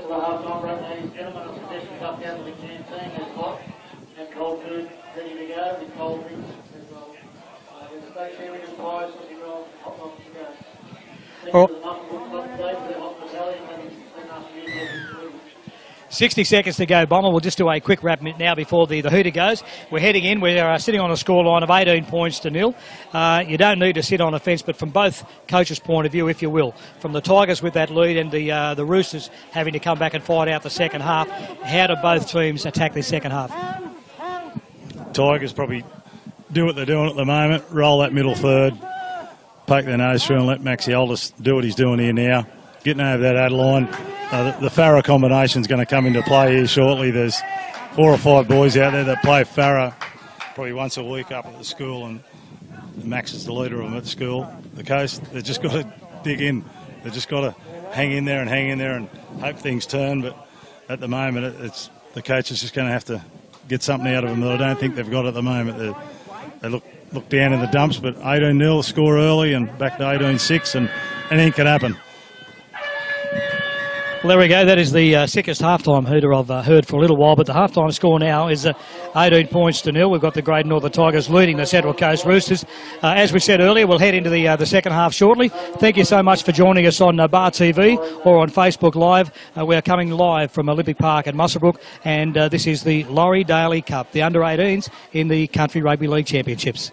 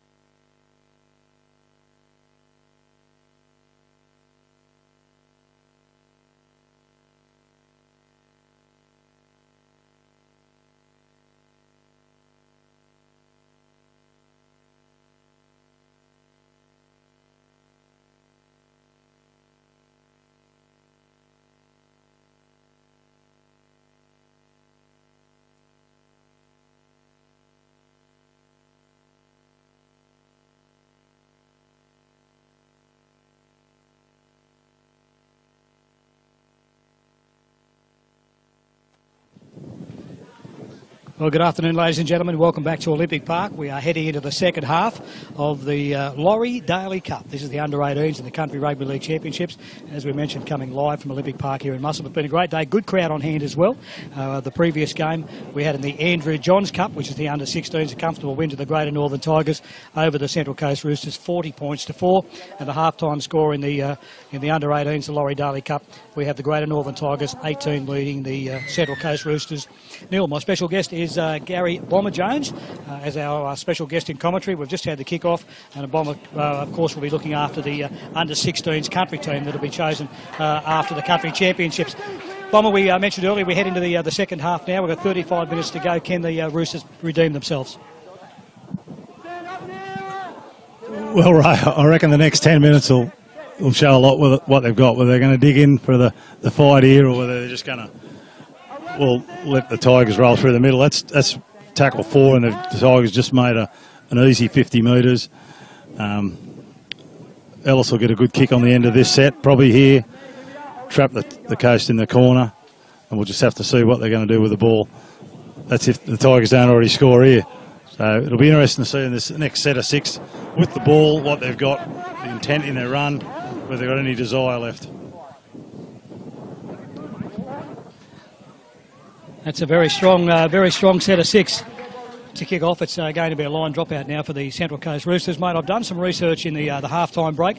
Young Bailey Ellis that's now kicked, 3 goals for the Tigers as part of their 18 points to 0. Having a great little game at halfback. His dad, Peter, is downstairs, one of the Musselburgh stalwarts. Pete tells me that he was a toe poker as a kicker. Also ran around in the second row and front row. So the pace and the agility that young Bailey's got probably came from Uncle Andrew, who was a very, very robust centre as well. But either way, they're carrying on the heritage. So some good footy coming out of Musselburgh as well. Ground's in great condition as we head into the second half. It's a line drop out now from the Roosters, and a strong one as well, just over the halfway line as the Tigers bring it forward now. As Bomber just mentioned there, 35 minutes in the half, some very, very strong defence, and that's what we needed. That's really what we needed. The ball has gone forward, and again it'll be a turnover now with the feed to the Central Coast Roosters. They needed that, and they needed it badly. Yep, that was exactly what they needed. Now the next set of 6 is going to see what they got out of that good tackle. Big Al was charging up pretty hard, and he got a good shot on him. So let's just see what the Coast have got here. Ideally, they just want to play field position here and put the pressure back on the Tigers, which they just haven't done enough of through the game. Bomber, if it's a one-off game, you're probably very hard to lift your head up. At 18-0 down, although teams have come back from scorelines bigger and better than that. But at 18-0 down, a 35-minute second half. But again, we've got 5 rounds. We've got 4 rounds to go. This is all involved in a pathways program that's designed to give these players an opportunity to get on to bigger and better things, and some may head to the NRL.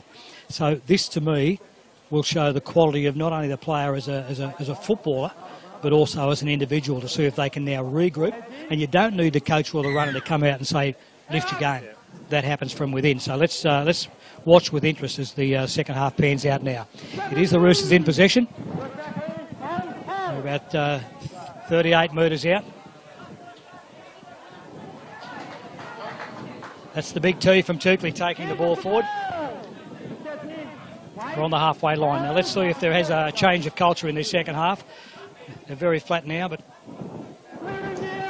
take the ball forward. At least they've picked up 4 or 5 yards. This is Kai Doyle. Kai's had a strong game. He's come into the team late. Got a bit of size about him. They're smack bang in the middle of the field now, so let's see what their options are. They're going wide. One more pass. Yes. Oh, and the ball goes down. And I'll just keep an eye on the coach to see that he hasn't done anything drastic down the sideline there, and that's generally the case where he either screams at the yellow or the orange shirt and says, get out there and tell him. That hasn't happened yet, so I'm sure those players know what's happening out there. Now, we mentioned in the end of the first half, Maxie Aldous, who was the number 1 for the Greater Northern Tigers, has slipped into the number 9. He's still in that position, Bomber. Yep, sitting at number 9. So, and that did take the game and the speed of the game up a notch. I think more than 1 notch. Yeah, the Tigers will roll forward here. That's if they don't score here.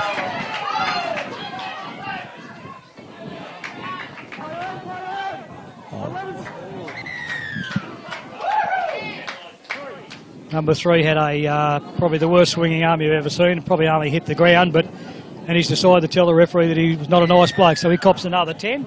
There's a real good chance if he keeps it going, he might be coming home sitting in the shade. So here we are. We're sitting on the 20-metre line. We're in possession. This is the Tigers going forward. They pick up about 8 metres now. They're smack bang in the middle of the field. They've got options both sides.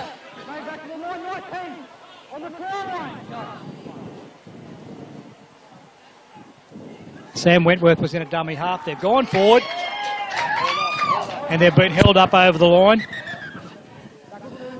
I like the fact that we can sit on the top of the grandstand up here, Bomber, and the referees have moved her away. He knows he was held up, but there are still people sitting up next to us who are going to argue that decision. I guess it's a matter of want. Okay, they're taking the ball out. They're about... they're going further. They're 10 metres out now. And again, this gives them a great option now with 10 metres out to head forward. 6 tackles up in hand, sorry. They move forward. They're headed towards the centre of the field, and that's the big number 10. Had a strong game in Ethan Campbell from Inverell. Trent's hiding out the back out here. I thought he might have snuck in there. Again, he's in the right position now. He's outside. And there we go. Again, we mentioned the little things, attention to detail.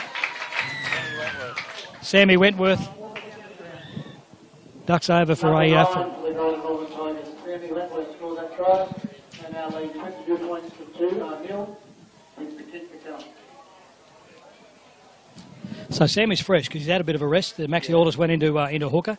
Sammy's come back on. We've only been going now for just over 5 minutes. So we've got points on the board. And that takes the score out now to 23. Is that right? Yep, 22 points to 0. Well, mate, I hate to sound like a broken record. We said this leading up towards the half-time break. Fitness to me is playing a big play in this game. In fact, both games. But again, structure of the Tigers, give them credit. And we mentioned in our half-time break off air that we're trying to find positives to pass over to the Roosters to bring back into this game. But at the end of the day, you can't win the game off the field. It's got to be on the field. So the Tigers have continued on as they were in the first half. Looking at the Roosters behind the post at the moment, where do they go from here? Yeah, it's a long way to go, Ray.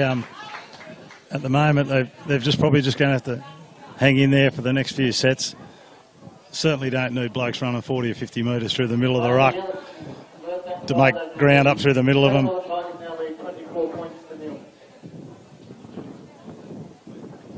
Probably the next 5 or 6 minutes defensively, they need to really aim up and put some intent in defence and see if they can force an error out of the Tigers. Young Sammy Wentworth, he's another boy with good bloodlines. He's related to the great Canberra Raider, Alan Tongue. That's not bad breeding stock, mate. It goes all right from there. Look, at the end of the day, Bomber, it's nice to be out. That's that 3 again.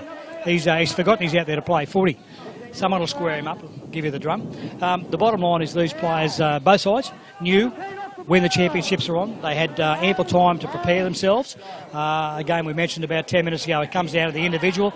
Nice inside ball, but the ball's gone away.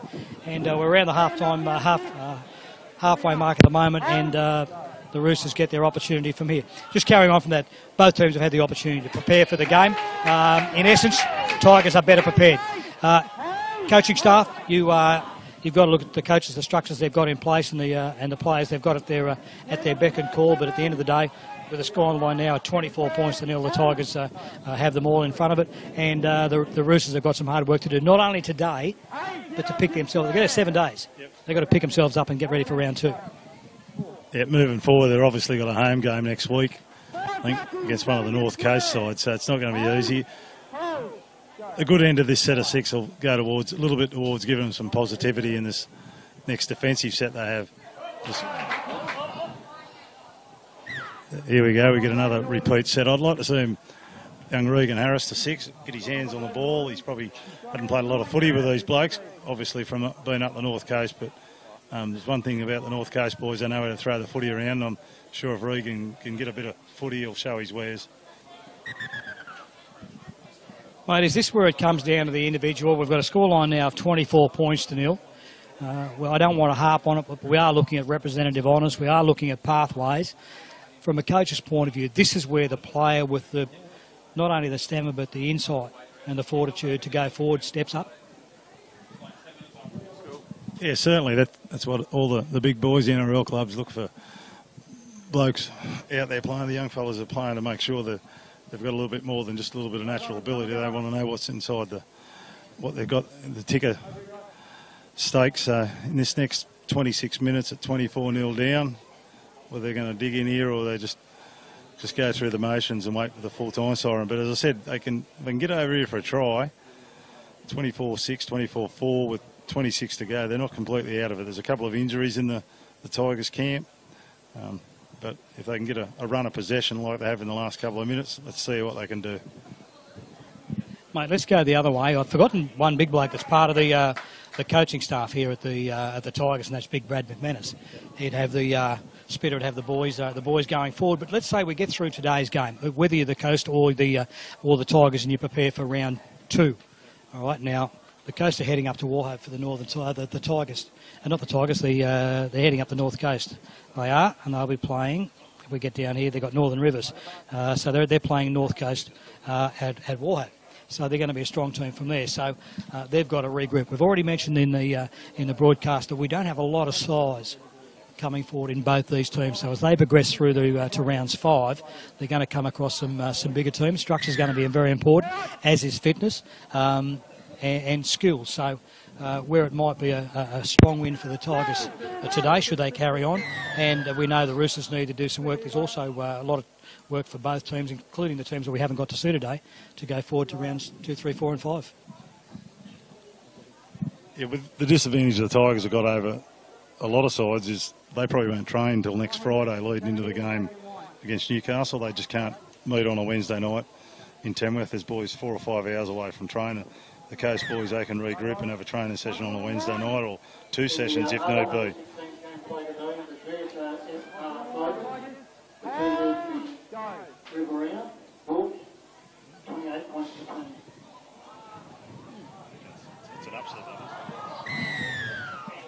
That's Mix just saying over the PA that the GSR West Tigers defeated Riverina, which is a strong one. Now, next week in round 2, the Saturday the 3rd of March, in the Northern Pool in the under-16s and under-18s, you've got Newcastle Knights playing the Greater Northern Tigers at Raymond Terrace. North Coast will play Central Coast Roosters at Warhope. In the Southern Pool, Western Rams will play the Riverina Bulls at Forbes. The GSR West Tigers will play Monaro Colts at Camden, and the Penrith Panthers will play Illawarra South Coast Dragons at St Mary's. So we've got the Coast on attack at the moment. Look, we're trying to find positives to take this game forward, because we don't want to get the broadcast down to a point of being absolutely boring, and hopefully it hasn't been for that. Even though the game has been broken in both the 16s and the 18s, I think at the end of the day it's the first of 5 rounds. We keep mentioning that, but players at this stage giving it their best shot. I think it's probably sufficed now to actually look at some of the positives coming out of the game, which is some of the good structural work coming out of the Northern Tigers, the Greater Northern boys. There have been some great. We mentioned Maxi Orders. Any other players in your mind so far, Bomber? Yeah, Al Hall's playing well. Cody Burns not on at the moment, but Cody plays well as well. He's hooker lock. Lockie Chard's interesting, playing in the second row. Big lump of a lad now. But yeah, I'm really impressed with Al Hall. Al's not an overly big prop, but he's got good skills, and he's an intense sort of player. He's always talking, always trying to rev his team up. But yeah, Max is a standout at the moment. Probably would like to see the 2 wingers just come in and give the boys a bit of a hand coming out of the red zone. Well, not the red zone, but out of their own territory.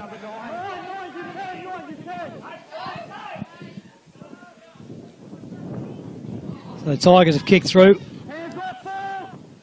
Central Coast Roosters now have it about 5 metres, 7 metres out from their try line.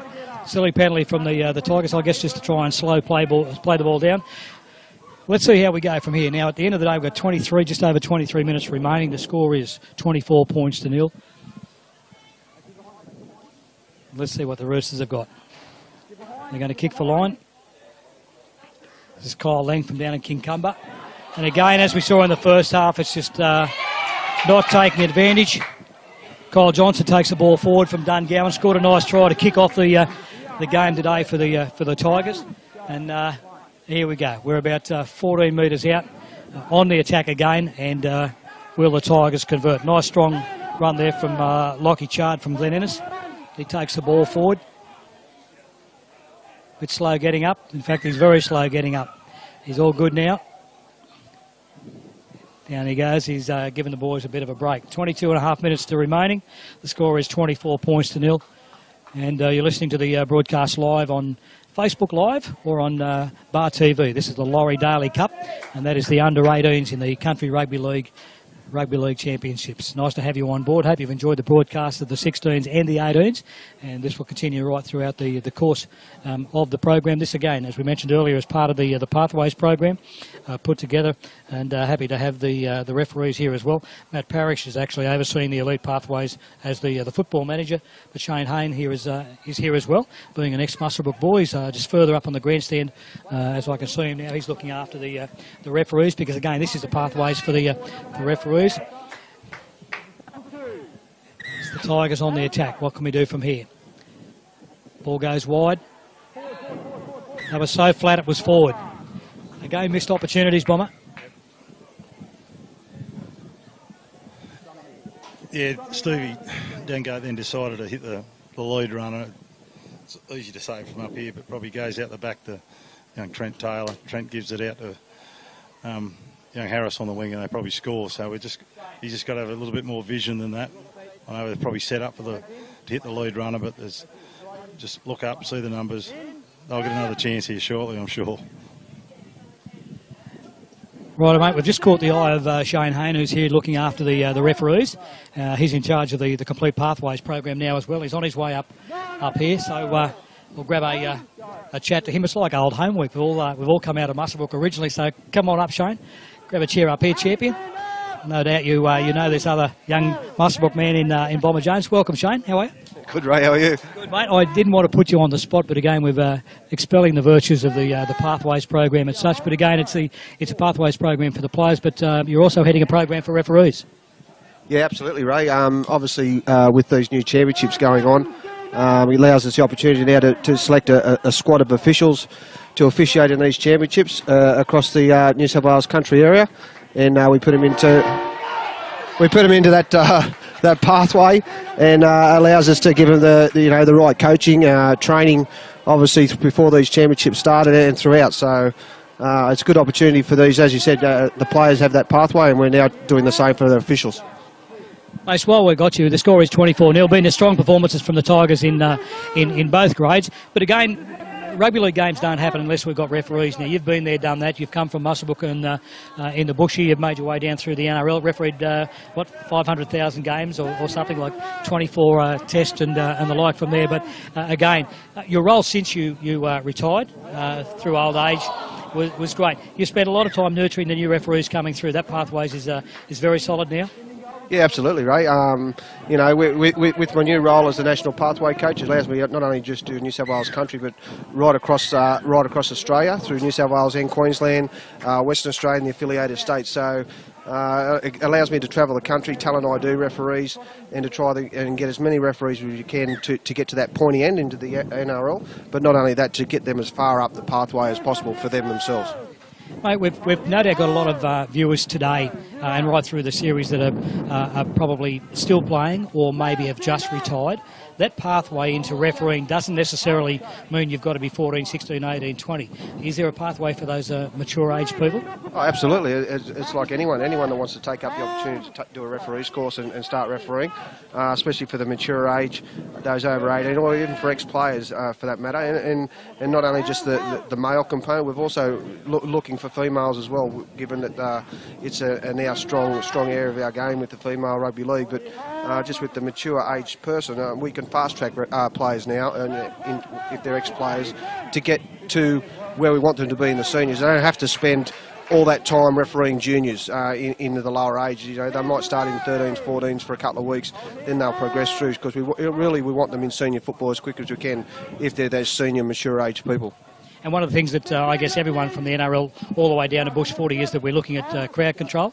And I jokingly said at one of our meetings through the week that every player shouldn't have to do a referee's course because they know every rule, because when a referee blows a whistle, Bomber, they argue against every rule. So it's there. But again, not only the NRL, before we leave this, Shane, but there might be some people out there who want to get involved in refereeing in Bush 40. That opportunity's there. Yeah, absolutely. It doesn't matter what level of football you're at, where you are in the country. You know, we encourage anyone, whether it's a mum, dad, auntie, uncle, you know, ex-players, you know, mums, girlfriends, anyone, just to have a crack. You know, get the whistle, have a go at the juniors, and see what it's like. You never know; people may like it. You know what I mean? So, you know, we encourage it. Mate, I do thank you for your valuable time. I see you down there signing autographs earlier. No doubt you'll be doing that after if we do this game as well. It's great to see you back in the Brook. Good to have Bomber on board as well. And a mate of ours who, Paul Bankovic, was going to be here, but there was no makeup department, so he couldn't make it, so he's moved on. Thank you, Shane. Really appreciate your time. Righto, mate. There we are, Shane Hart. What is your actual title, mate? Just get it right. National Pathways Coach. There we go. Now, that's a big one. You should see his business card. Thank you, Shane. Well done, mate. Well, there you are, Bomber. Look, a lot of roads have actually led out of Bush 40, but a lot of roads have actually led out of Muswellbrook as well. This is your hometown. I come out of Muswellbrook as well, but Shane, again, coming out of Muswellbrook and from this very ground, from refereeing touch football, made that progressive pathway down to the NRL, did an absolutely incredible job. I actually had the opportunity of watching his first game that he refereed in NRL was against the Tigers and the Broncos up in Brisbane. And a cracker game indeed from there. So that's what the pathway is all about. Well, let's get back to the game. Thank you very much for that, Shane Hayne. It's just over 17 minutes to go, Bomber. The score now is 24 points to 0. We have the Greater Northern Tigers leading the Central Coast Roosters. And it's not do or die now, but let's just see if anything changes in the last 17 minutes of the game. It's Tigers on the attack. There's young Trent Taylor. Good ball out wide. Oh. Nearly there, the ball's gone forward, and Cooper Harris put the ball down. There we go. So young Trent Taylor throwing a nice ball out wide. It didn't go forward. So we move back now, and we're going to have a tap kick from the 20 for the Central Coast Roosters. We've just got just over 16 minutes remaining. And again, very important, and the reason we talk to Shane Hayne, games don't happen without referees. So if there is somebody out there watching today that would like to be involved in the game, then please contact somebody in your local area with the Referees Association or your local football club, and let's get it underway, and that is male or female. Righto, Bomber, they're on attack, the Roosters' chance. What do they do from here? Probably stating the obvious, probably score 3 tries in the next 16 minutes will make it interesting, but no, they've got to score one first. I've been harping on a bit. I think they've just got to throw the footy around a bit here now. They're getting dominated in the middle of the ruck, so I think they've got a chance to run. The big centre on the far side, he looks a handy-looking lad, but he just hadn't seen the ball. The thing we haven't seen, I guess it comes back to fitness too, is that we haven't seen a chip and chase from either team, and in fact even with Maxi Alders in a dummy half a hooker there for a little while, and a game with a flat defensive line from the Roosters. That was probably an opportunity missed as the Roosters kick through now. Comes down to the Tigers, they'll bring it forward. Let's see what happens from here. 15.5 minutes remaining. The score is 24 points to 0. The Greater Northern Tigers leading the Central Coast Roosters. Great to have you on board. We look forward to round 2 from right around the state next year. In both the Andrew Johns Cup and the Laurie Daley Cup, the 16s and the 18s in the country championships. It's the Tigers on attack. They take the ball forward. They've been consistent. They've been rock solid. They haven't shirked it. They've taken the ball forward. They're still getting the yardage, although we see a loose ball there. And we have the Central Coast Roosters on the attack. Let's see what happens from here. Good ball. The tackle that went wrong. It's Tyler Kent down from there. He's a solid tackle, but I think neck in the wrong place from there as both trainers head out. And I think pretty sure we'll have a stop of play in just a moment. It's the Coast on attack. The ball goes wide. Again, that hasn't been good play from the Central Coast. Young Saxon Woolenhout from Terrigal. It's the second time the ball's gone down. Now, if you're watching the footage at the moment, there was who's our Tigers player, Bomber? Tyler Kent, that will probably stay away from that footage and will stay on the the players themselves, but where there is a tackle that's involved with maybe a concussion and possibly a shoulder or a head or a neck injury, then both trainers will attend to that. As we can see from here, both orange shirts are out there, and they're actually, without scaring the audience, they're actually holding his neck, because every head injury is deemed to be a neck injury until it's proven that it's not. So we might take a short break and come back in just a moment.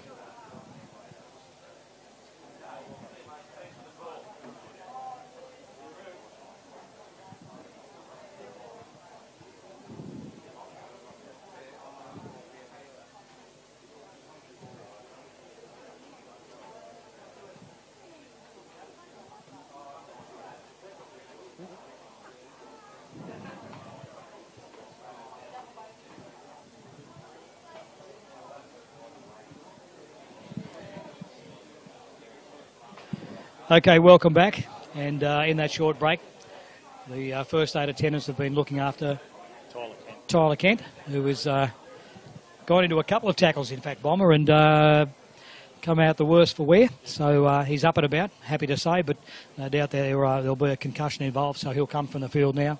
And again, at the scoreline of 24 points to nil with the Greater Tigers leading the Central Coast Roosters, you would not send him back onto the field. It'd be a very slow transition off the field, make sure he's okay.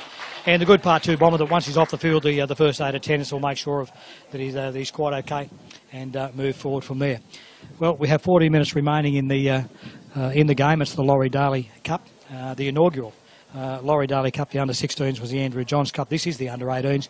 And I mentioned earlier we have the Greater Northern Tigers leading the Central Coast Roosters 24 points to nil. Our special guest in commentary today has been Gary, you can call me Bomber Jones, who in fact takes care of the country under-16 teams when it is selected at the conclusion of this 5-round series. Then there'll be a semi-final series as well. Aaron Watts, who we spoke to earlier, again looking after the under-18s.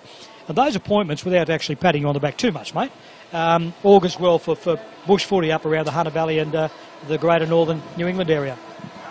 Yeah, it's something that all regional clubs, coaches and club coaches all aspire to, and I'm no different. I've done a lot of coaching of the junior reps and the Tigers and all that, and a few years ago I thought I'd throw my hat in the ring, and I was lucky enough to get selected to go as an assistant to Andrew Bobcat Ryan over to Samoa, and Last year I got to go to New Zealand, so yeah, me and Watsy, both boys from Group 21 to coach the country sides. It's a huge thrill, and it's something we don't take lightly. We do it. We just take a fair dinkum and make sure we get good results, and hopefully we get really good teams out of them. Just on that before and we're watching the game as we progress here, but even from the referee's point of view, we had Shane Hayne up here earlier. Shane Harrell's out of Muswellbrook, but we've also got out of Coonabarabran from up in Group 4. We've got Gerard Burney and Chris Sutton, all doing some great stuff down in the NRL in various capacities now. But again, there are other areas right throughout country New South Wales that have supplied quality, not only footballers but officials down to the big smoke as well. Let's get back to the game. We've got just under 14 minutes remaining. It is 24 points to nil. We've got the Tigers on the attack now. This is probably the time, Bomber, where the Tigers could put the foot down, because you can see a little bit of lethargy happening over on the Roosters side. Young Barley Ellis putting the ball forward. Coast bring it back, but you never know. This could be that 10-minute gap where the Coast boys say, righto, let's have a bit of a dig. They play the ball. The big fella brings it forward.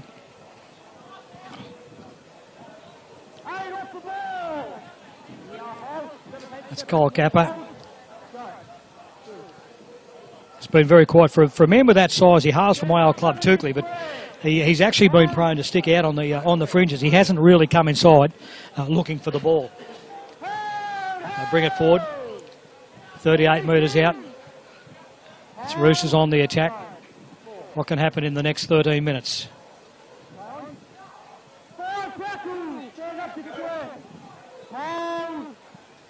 Roosters again looking around. They kick it forward.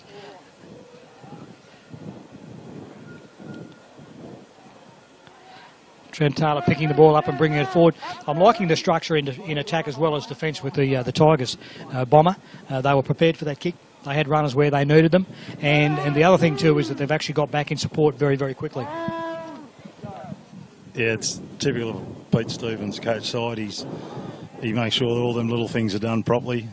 You can see him here just from up here. I don't know if you can see it on your screen, but the boys are getting their shape left and right. They're working out of the middle of the field, and they've got young Dengate on the left trying to organise stuff, and Ellis on the right. So here we go. Young Wentworth's going from dummy half now, and I'd say we'll be looking at a shift here on the right-hand side to Trent Taylor out the back. Well, you can see it live here. Here's Trent Taylor with the ball now. He's slipped the ball out. Didn't work. It's the Gidley flick. Didn't come off. And even his father couldn't do that. Good old Luco. So the ball goes down, and the Roosters will take possession now. It'll be a turnover. And with just under 12 minutes remaining, let's see how they go. I've got to say, even with the scoreline now at 24 points, you couldn't say that the Roosters have shirked their job. I think at the end of the day, the preparation hasn't been there. Strong defence there from Cody Byrne from Dungowan. And that's been happening all day. This is where I'd like to see the big fella, the number 3, coming out of the Roosters in Kyle Kappa. He's got some size about him to come inside and have a run, but I think where we've got Maxi Orlis and others organising some plays for the Tigers, we haven't got that happening on the Roosters side. So, realistically, put your head up and look out and call these players in to run at gaps. Maxi's having a break at the moment, and a well-deserved break. There we go. First chip and chase for the day, and I dare say it'll come off. Great play. That's a fullback, and the ball goes away. Will he go all the way, Regan Harris? Oh, and he's flicked the ball up. And again, we talked about patience. Take the tackle, get ready. The Tigers boys are still back here, but there we go. A little bit of enterprise, and give him a big pat on the back. Didn't come off. The chip and chase certainly did, but good to see at this stage of the game with 10 to go. Yep, you certainly got to come up with something a bit different than what they've been doing, and that was, Regan probably would have liked to take that tackle, and I'd say probably 2 tackles later they score, but not to be. They chanced their hand, and here we go. We got another turnover here, so we can see what we can do with the ball 40 metres out. Well, this could be the longest 10 minutes of their day. The score is 24-0. The Greater Northern Tigers leading the Central Coast Roosters. If you joined us for the earlier game, you would know the score. If you didn't, we'll let you know.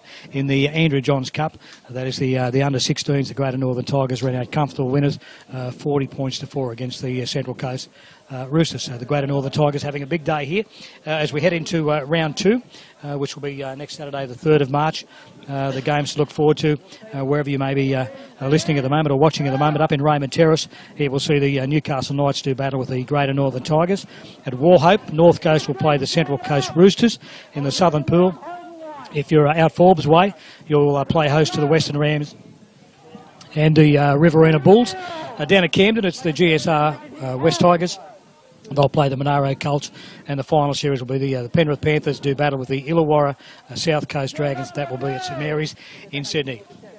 9 to go, 24-0. The ball goes down for the Roosters again, frustration again, and the Tigers pick up the ball. So this could be a very enterprising 8 minutes for the Tigers, or do they simply go through the motions now, protect their lead and call it quits? Yeah, pretty interesting, Ray. I don't know whether Pete or Rolls will want them to let the ball sing here or just play field position and grind out the wind in the last 9 minutes. But Maxie's about to come back out onto the field, so I reckon they'll throw the footy around in true Northern Division or Greater Northern Tigers style. Is that, and again, with no disrespect to the Coast team, at 24-0, this probably could be the best 8-minute training run they'll get all week. Maxie Alder's coming back in. It'll be interesting to see if he does go into hooker, into dummy half, because if that's the case, then Pete Stevens and Splitter would have set him out there to actually get some direction and take this team forward. Let's see what happens. At the moment, they're defending. He's in a hooker, so he's in the middle there. So when they do get the ball, we'll see what happens from there. At the moment, it's the Coast. That's Joshua Martin. The ball goes down. It's the Tigers on attack again. Steve Dengate from Muswellbrook, another local boy. Ball goes out wide. Referee blows his hooter. Not his hooter, he actually blew his whistle. The difference between a hooter and a whistle. And I've got to say, referee Mick Martin, he's had a good game. In fact, both games today, this is the pathways for the referees, as Shane had said earlier, Shane Hayne, but at a game with the linesman as well. But there's been nobody has been questioning calls. They've just taken it on board and got on with it. So there we've got a break in play. So with 7.5 minutes to go, this is nearly the end of round 1. There have been a couple of upsets as well, and no doubt that the CRL will keep you up to date with those results through Bar TV and to the CRL on Facebook. And again, it is only round 1. The boys are getting a well-deserved drink now. With 7 minutes to go, we actually could be in for a nice, enterprising 7 minutes of footy. Let's hope so. Yeah, well, I hope so, because the last 15 has been a little bit stop-start and through injuries and drop ball and fatigue settling. These boys obviously wouldn't have played a full 35 or 35-minute half in the pre-season.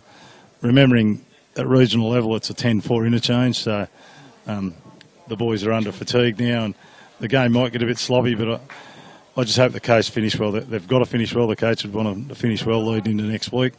So all's not lost. There's plenty of sides that have lost first round games and come back to make the semis.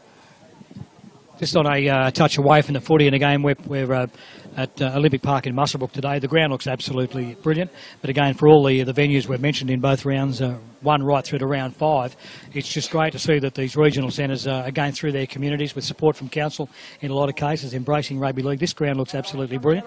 You and I have done some hard yards here, mate, and try in the corner over there for you, Bomber. Or most of yours were under the post, but at the end of the day, to all those communities involved in supporting rugby league in the bush, we do take our hat off to you. And without that support, these players wouldn't have the opportunity to look at these pathways to go forward. And again, away from the pathways too, mate, it's also good to see the guys that want to play football from under 18s through reserve grade to first grade, and the ladies as well, just enjoy the great game of rugby league. Righto, mate, you can talk us in now. We've got 7 to go. Talk this game up. 7 to go. The Coast are on attack. Let's see what can happen from here. The score is 24-0. It's the Tigers in front. Ball's gone down. Okay, now this is going to give the Tigers possession. I don't think they're going to lose the scrum. Maxie's in at hooker. Barley Ellis has had a solid game. It's number 7. And I think at the end of the day, I think Pete Stevens and Brad McManus would be happy with the effort put in by the Tiger boys. Yeah, being the first game, they'll be reasonably happy. Probably not happy with the last probably 20 minutes, but they've had the game well under control, I reckon, from 10 minutes before half time. So probably next set of 6, you'll probably be looking for Altus, Ellis, Taylor. Something will come from them 3 players in the next set of 6. They'll try and probably work to the middle and set something out with them 3 blokes. Well, spot on 6 minutes to go. That was Jack Stafford from Inverell taking the ball forward. They're going down the blind side. It's the big number 15. He'll push his way through. The ball's gone wide. The ball has been lost, and again, give him a pat on the back for effort. The ball has gone forward. It'll come back out to the 20, and the Roosters will probably have a couple of shots, but certainly, no, we've got a scrum. We've got a scrum on the 20. It'll be a Roosters feed. Everyone's slow to come back to the play at the moment. We've just got just over 5.5 minutes remaining. Bomber, I want to thank you for coming along and sharing your valuable time. Again, I guess it's an insight for you as well. You've enjoyed the 16s earlier. We mentioned earlier that Bomber will go ahead to coach the country under 16. Aaron Watts, who joined us earlier, will coach the under 18s. Will you train them as a complete unit, or have separate training sessions, or what are your plans there? No, there'll be separate training sessions. The venue or a tour or whatever we're going to do really hasn't been finalised yet, but historically we'll train different venues, same venues, but we'll probably play opposed against each other. Last year in New Zealand it was invaluable to have someone to play opposed against at each training session. So no, we'll be separate, but we'll be probably playing it and training at the same venue. Just on 4.5 to go. Just something I want to touch on before we do get out of here, Bomber. About 3 weeks ago, we had the ladies 13-a-side tackle game here at Muswellbrook as well. And I've got to say, I think we had 6 or 8 teams involved. The quality of rugby league and the skills displayed by all those girls was, for me, phenomenal. All looking at their pathways to head through to the Australian representative team or other honours, but it has grown in leaps and bounds. Yeah, the best thing about watching the women play is it's just natural. They just throw the footy around.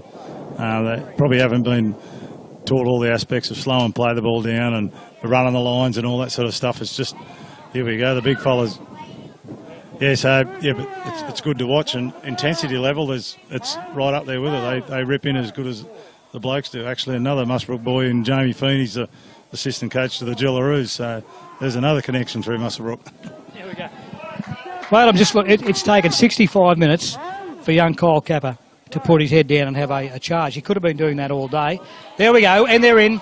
That's a nice little run. It's the 18, Jason Little from Berkeley Vale, that slides through. Now, that'll be a nice pat on the back and a thank you for the Central Coast Roosters, but I think that's probably about another half a dozen coat hangers of training by the Tigers coach Pete Stevens. So that takes the scoreline now to 24 points to 4. And again, we did say we're in for an exciting 3 minutes, but we didn't see it going that way. No, I think Pete will be a bit unhappy with that. That defence was fairly loose, particularly going into the Newcastle game next week down at Raymond Terrace. And I'm sure Newcastle are going to throw a little bit more at him than the Coast have today. So as much as he'd be pleased with a win, they'll probably spend the next 2.5 minutes thinking, geez, we didn't want to score that, let them score that try. Yes. I'm thinking on both sides, mate, that the Pete will make the boys pay for that little error there. But, mate, how would you like to be at the first training run midweek for the Central Coast Roosters? Will they be doing skills or fitness? Yeah, probably both. But, yeah, they probably haven't had their best day out today. I'm hoping that they come up with something a little bit better. I don't know how many trials they've had together, but hopefully next week when they play one of the North Coast sides, they can come up with a better performance. Tell me this, and again with respect to both teams today, the result of this game either way, if you've had a 24 to or a 26 to or a 24, what's going to be 24-6 for argument's sake, if you've had that win, you can't dwell on that. On the other hand, if you've copped a bit of a touch up, do you forget today and move forward, or do you just take the things out of that game you need to and move forward? Yeah, you've got to move forward, particularly with a 4 or 5 week competition. As I said earlier on, you get another. You go out and win the next 2 games, you're right into the mix of making the semis, and you don't underestimate trying to play at home. That's another thing. The Northern Rivers boys are going to have to travel all the way down to the Central Coast to play, as the Newcastle boys had to go to Cabarita today. That home sides have got a distinct advantage.